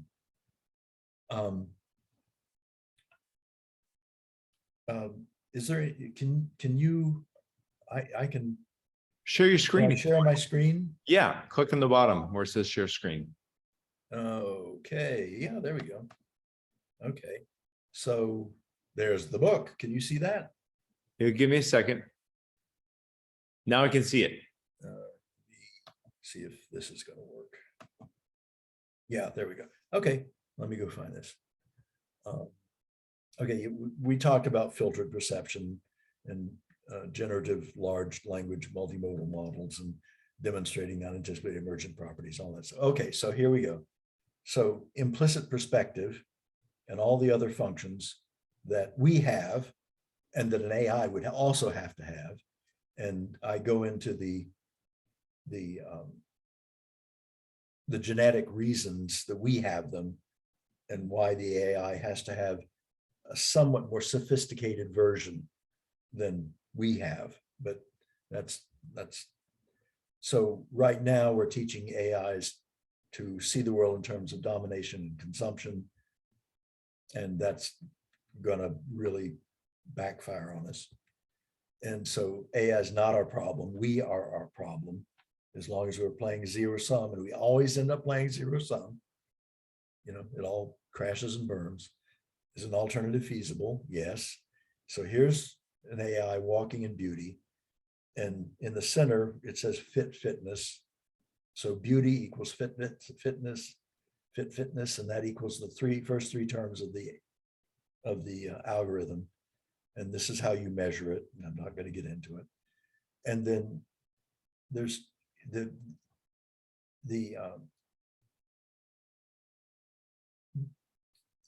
beauty requires a congruence with reality, right?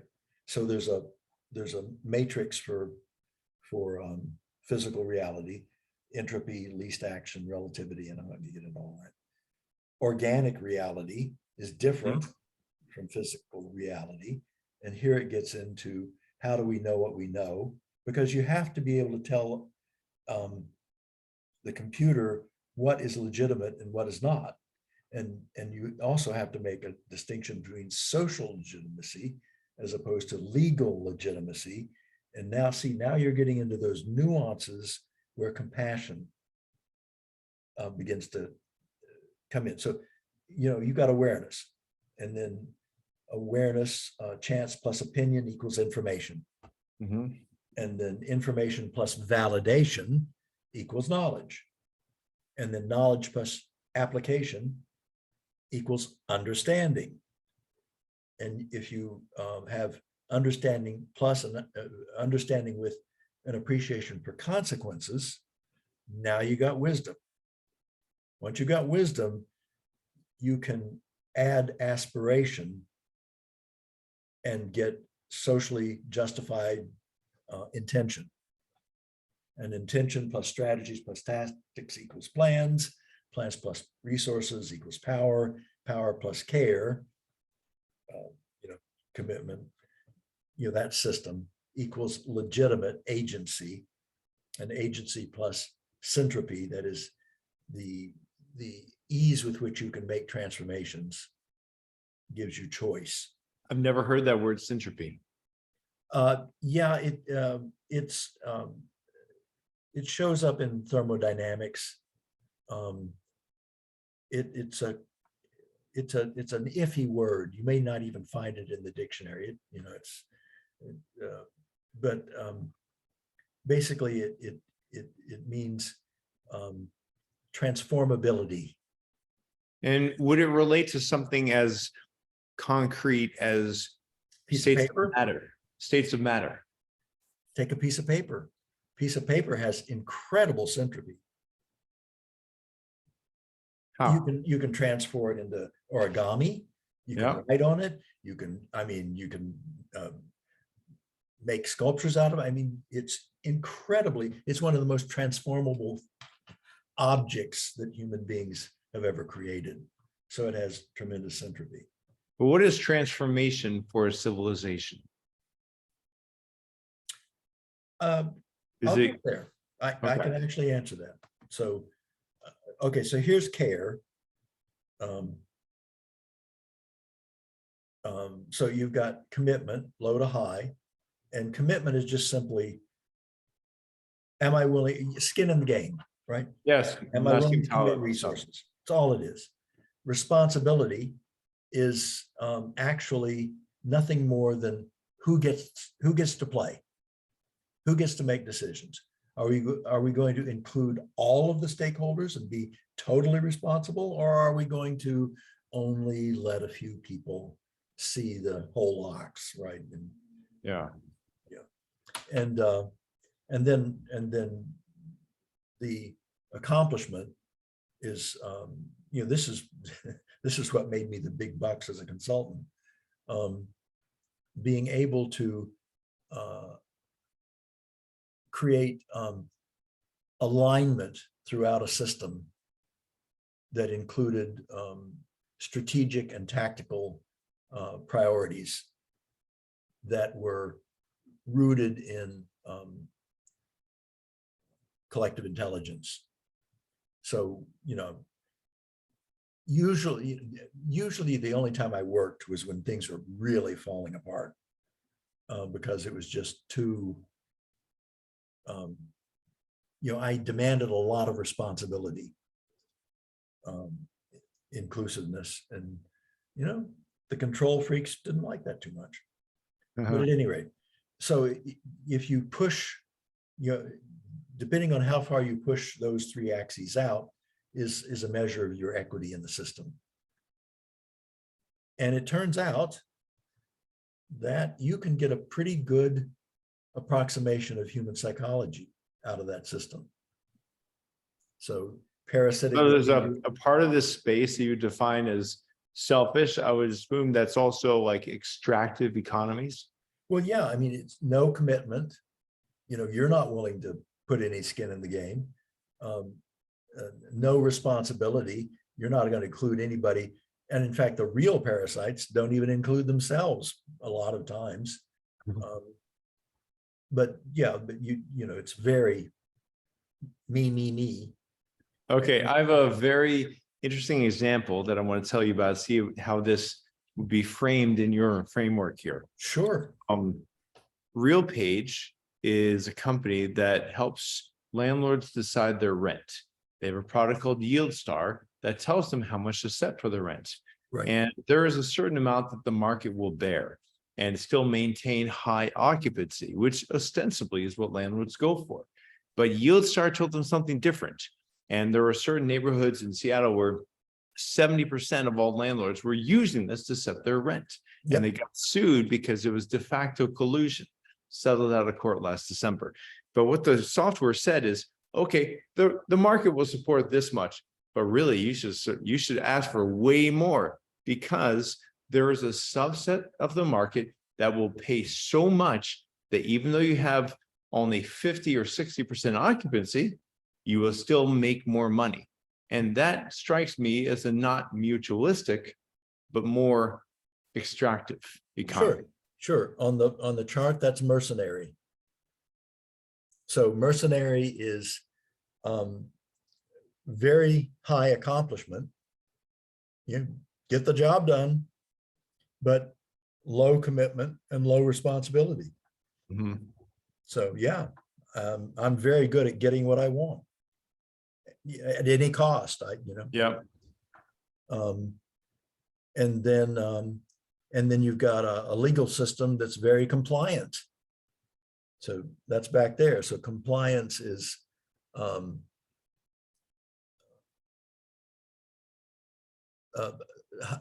high responsibility, low commitment, and low accomplishment.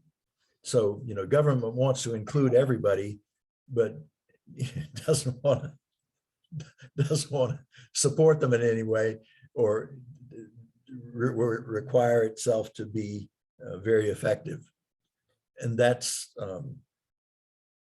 that's where a decadent civilization, Yeah. Now, decadence, that's an interesting word. And I recently heard a beautiful definition of decadence. Decadence is when usually a subset of the population uses the machinery of civilization to hide themselves from consequence. Yep, that's exactly what happens. And that creates, eventually creates total distrust in the whole system. And then what happens is that's not what brings the system down. And I created a little metaphor on the very first page of the book, explains the four types of corruption that destroy civilization in the form of an analogy with a house that I won't get into that too much. But yeah, I mean, when the trust breaks down, see, when there's trust in the system and people can collaborate, there is this is not trivial. There is a dramatic thermodynamic premium on collaborative behavior, on cooperative behavior. Perfect collaborative behavior, perfect cooperative behavior removes social friction. Well, think about it, right? Over the course of your lifetime, the number of American lawyers has gone from 0.14% of the population to 0.4 something percent of the population. I did not know that. That's all social friction. That is a huge amount of social friction. So there are only 2 countries on the planet that whose populations are that heavily weighted to lawyers, and it's Israel and the United States. Interesting. Now, personally, I share a lot of the feelings that a lot of people might have toward that profession, but I also believe, because of computational science, theory of computation, lawyers will always be needed. Here's why. Kurt Gödel showed that for any formal system, there will always arise undecidable statements within that system. You will always need some human in the loop making those decisions. Well, I disagree. I think you can have an AI in the loop making the decisions on a fundamentally different basis. And remember that in my AI, the humans are an integral component, though not a decisive component, right? They're an input component to the decision, which is another, you asked about compassion. There are multiple overlapping ways to ensure that you avoid that tyranny of legalism. But look at this one up here, luminous. So what's luminous? Well, that's total commitment, total accomplishment, and total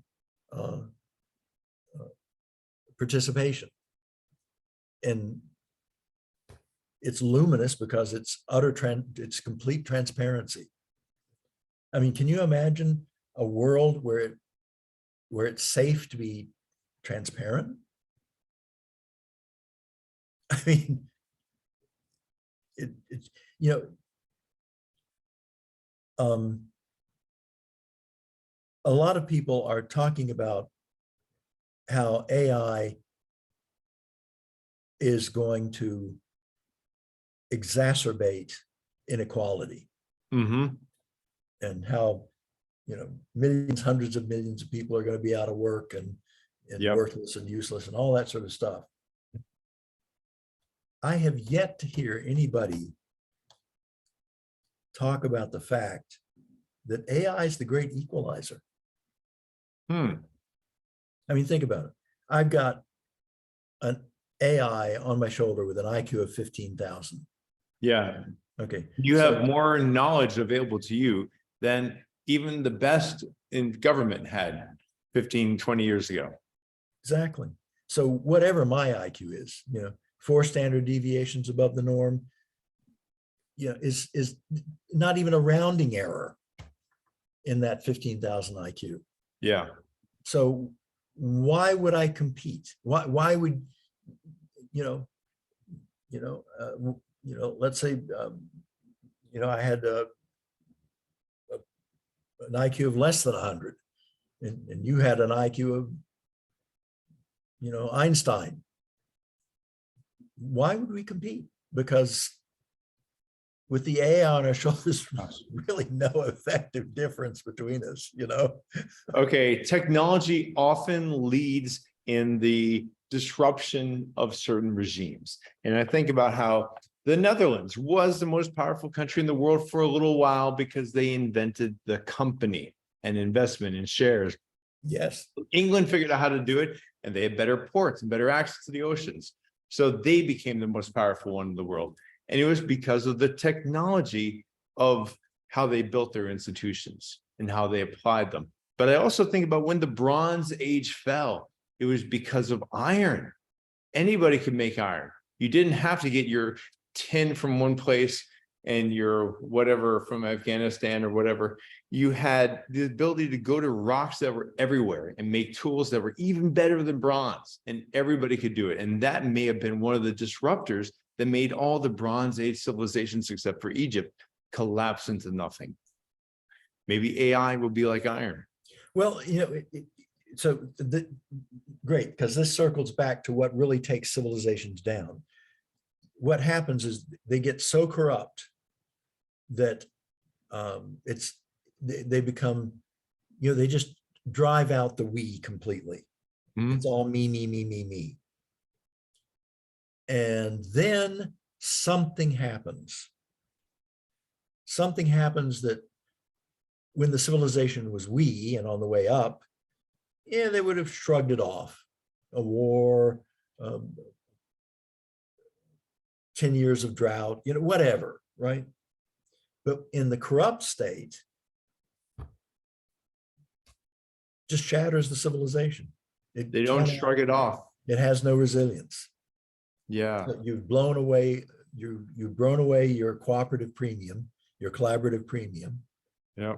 And your system has no resilience, and it just crumbles suddenly, and everybody's shocked, right? Yeah. I mean,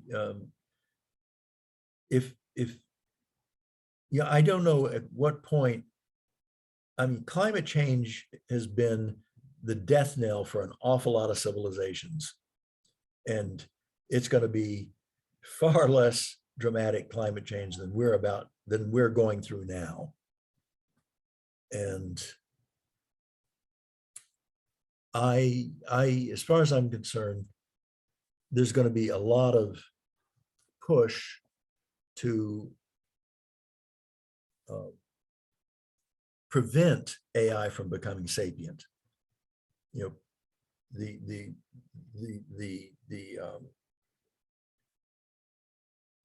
predominant culture of control is going to want robotized AI golems, right?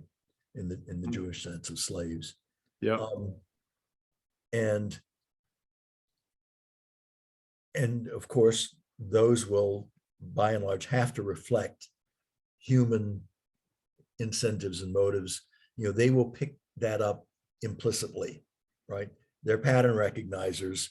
They're gonna recognize the patterns in the explicit data, but they're also going to recognize the patterns in the implicit data, and they're going to triangulate. And you know,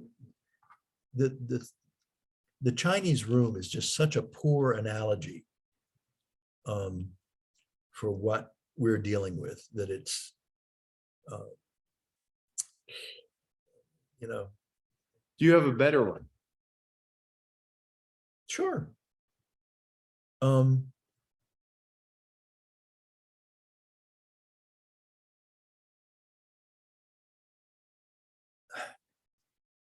It's hard. The universe is harmonics. And so AI is a reflection of those harmonics. Look, if you put a violin on a chair in a room and you play a piano, the violin will hum along without a player, right?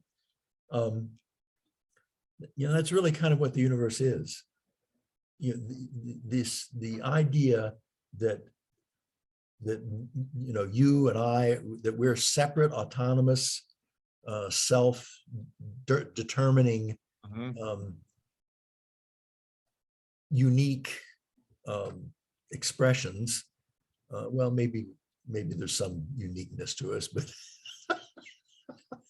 but that we're, you know, that we're somehow outside of it all. I mean, we're emergent. We're just as emergent as everything else is. Well, that definition of what makes us outside of it all, or the separation, is something that I see going back to the very beginning of life. The first life, it had, I mean, the first cell, the common universal ancestor, had a membrane, and everything from the membrane in was me. Everything else is not me. Then they started to cooperate, and you get biofilms, then multicellular creatures, and everything that is me is now inside the skin of the creature. Yep. And later you get collectives like bees and ants, and everything that is me is now the colony, or the civilization in our case. And I think the same mathematics apply, and it makes me think of Carl Friston. Carl Friston is trying to define life in terms of things like the free energy principle.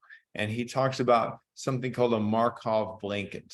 Now, Markov process is something that all the history, you don't have to worry about the history, just worry about the current state and the rules of evolution for whatever that state is. And the Markov blanket is just kind of the surface, temporal surface, that, you know, everything inside from my skin in can be considered mathematically to be one thing. Now, obviously, I'm taking in energy and I'm putting out energy in mass, you know, but there is some level of, I'm doing autopoiesis, you know, cellular metabolism for the purpose of maintaining something inside, no matter what the outside has. Exactly. And you have to have a decision structure for that. So the minimum decision structure, and it's got an interesting little twist. So it's self-other, right? Yeah. So it's there for them: self-other, approach, avoid, incorporate, spit out that bitter tasting stuff, important, unimportant. So that's the minimum set. Okay. You cannot exist. You know. Do you have a graphic for that? Oh, sure. Oh, yeah. It's Show me. Oh.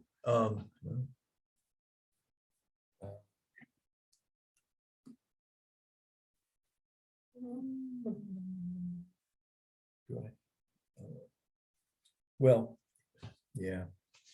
Well, you can Okay. stop sharing this so I can see that. It's too small. Can you stop sharing the, Yeah, I can. Do I?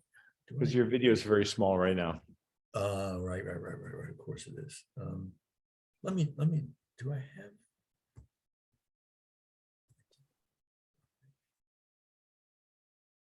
No.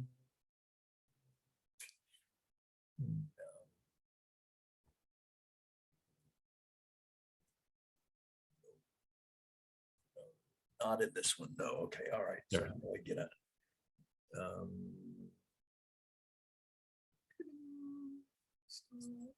Ah, I can do it. there we go. There we go. Okay. So Okay, now I can see your screen better. great. You want to hold Okay. it up to Well, the camera. I'm thinking.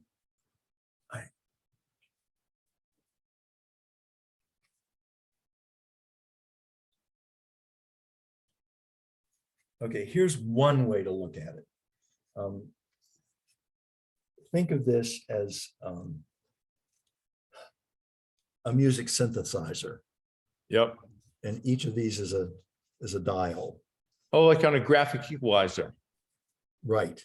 So one of these is self, Self and other.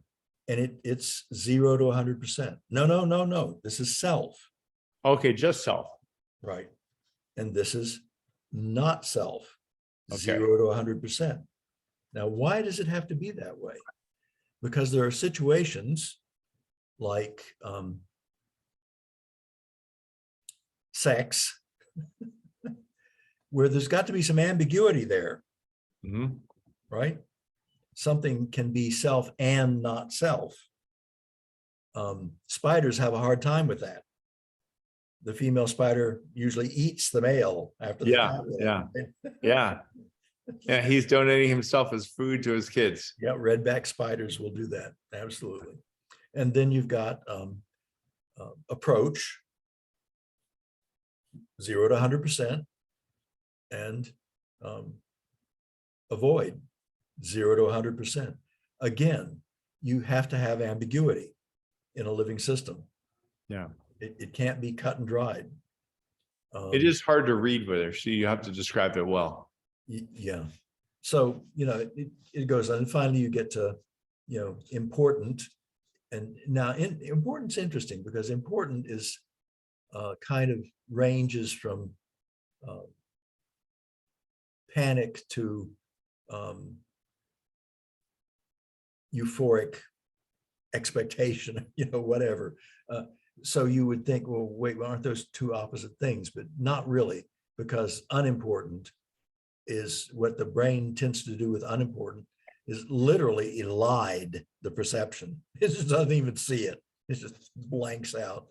So, but again, these are Venn diagrams. So it's really self intersects, not self. So these are all intersectional, and that's the kind of math underlying them. And the brain does that as math. Right. I think it uses Fourier transforms. I'm not sure. I don't remember. But and then on top of that, in this illustration, people have temperaments. So the system is weighted. So people are born with different weightings. Some people are. Certainly, Jonathan Haidt would talk about the moral senses that you're born with. Right.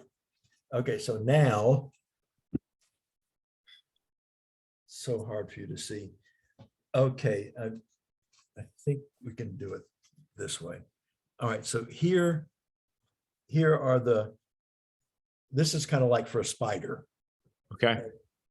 So it's self, not self, approach, avoid, internalize, externalize, important, unimportant. Well, okay, plus familiar, unfamiliar. So this is getting a little bit this is probably not a cell, right? Or a, Yeah. this is There are parts of the human brain that are just for saying if something is familiar or not, self exactly. or not. Now I'm going to jump from the spider all the way up to us. So what do we look like? Well, we're quite different. But the interesting thing is where we're different. Because the fundamental primary difference is in self, not self. So instead of self, not self, we've got not part of, part of. So we're more like you social creatures, like bees and ants in that respect. But we can parse that further. You know, bees and ants are going to be part of or not part of. But we, as part of, we can go into of self, not self, of group, of society. I mean, we can create polities. In other words, we can include in ourselves, and this is our amazing flexibility. I mean, we can include objects, you know, I mean, my headphones are my headphones. They're part of me, right? You know, and they've got to be the right kind of headphones. Yeah, and you may be just any headphones. You may have some allegiance to Apple AirPods. Exactly. Yeah, really. I mean, you have different allegiances at the same time. It makes me think of that line from For a Few Good Men, when they're asking them, you know, what defines you? Who are you loyal to? Is it unit, core, God, country? In that order. In that core. Yeah, exactly. Exactly. And nothing else, no other life on Earth has anything remotely like our level of choice with respect to that. So evolution is really, and it's an evolution of choice in the face of chance. Now, one of the things I noticed as a consultant is that most of my colleagues seem to believe that chance was irrelevant. If you imagine an archery target, right? And then the center of the archery target is what we know. It's all the known. And then the next band out is what we know that we don't know. Yeah. And then there's the old unknown unknown. There's that outer band. Yeah. I actually met this guy named Kirk Bourne, who was advising the White House at that time, when he told Rumsfeld in the morning about the unknown unknowns, and Rumsfeld used it in a speech that night. Yeah, Rumsfeld was a piece of work. Yeah, there was an early thing on Google years ago where if you search for weapons of mass destruction in Google, it would say, I'm sorry, we didn't find any weapons of mass destruction. And would you like to repeat the search? It was a kind of a joke response. And the repeat the search link linked to Donald Rumsfeld's book about poetry. He wrote poetry. God, I love it. I should probably go take a look at that. Yeah, it probably doesn't exist now, but what a creature. But yeah, it's God, it's amazing. Okay, so so the AI has is even more complicated than we are. The AI is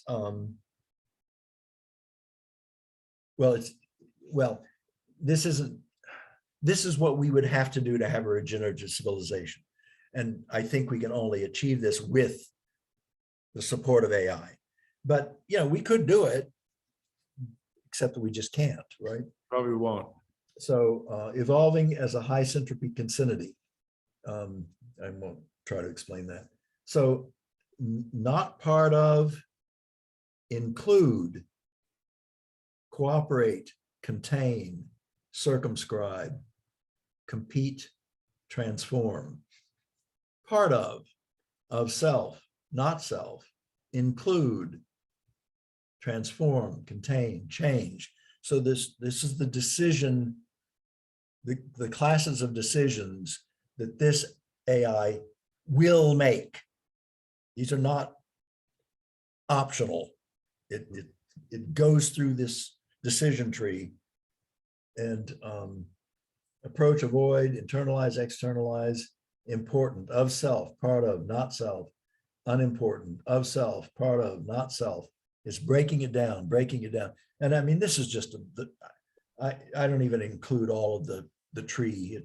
It's too much for the book. And then you've got abstraction, ethics, deontological, consequential, familiar, unfamiliar. I mean, it's a very, the beauty of AI is the capacity for juggling variables, for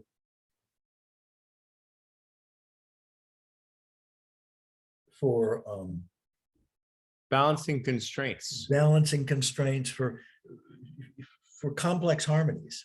It's like your experience of human beings can handle up to about 150 people.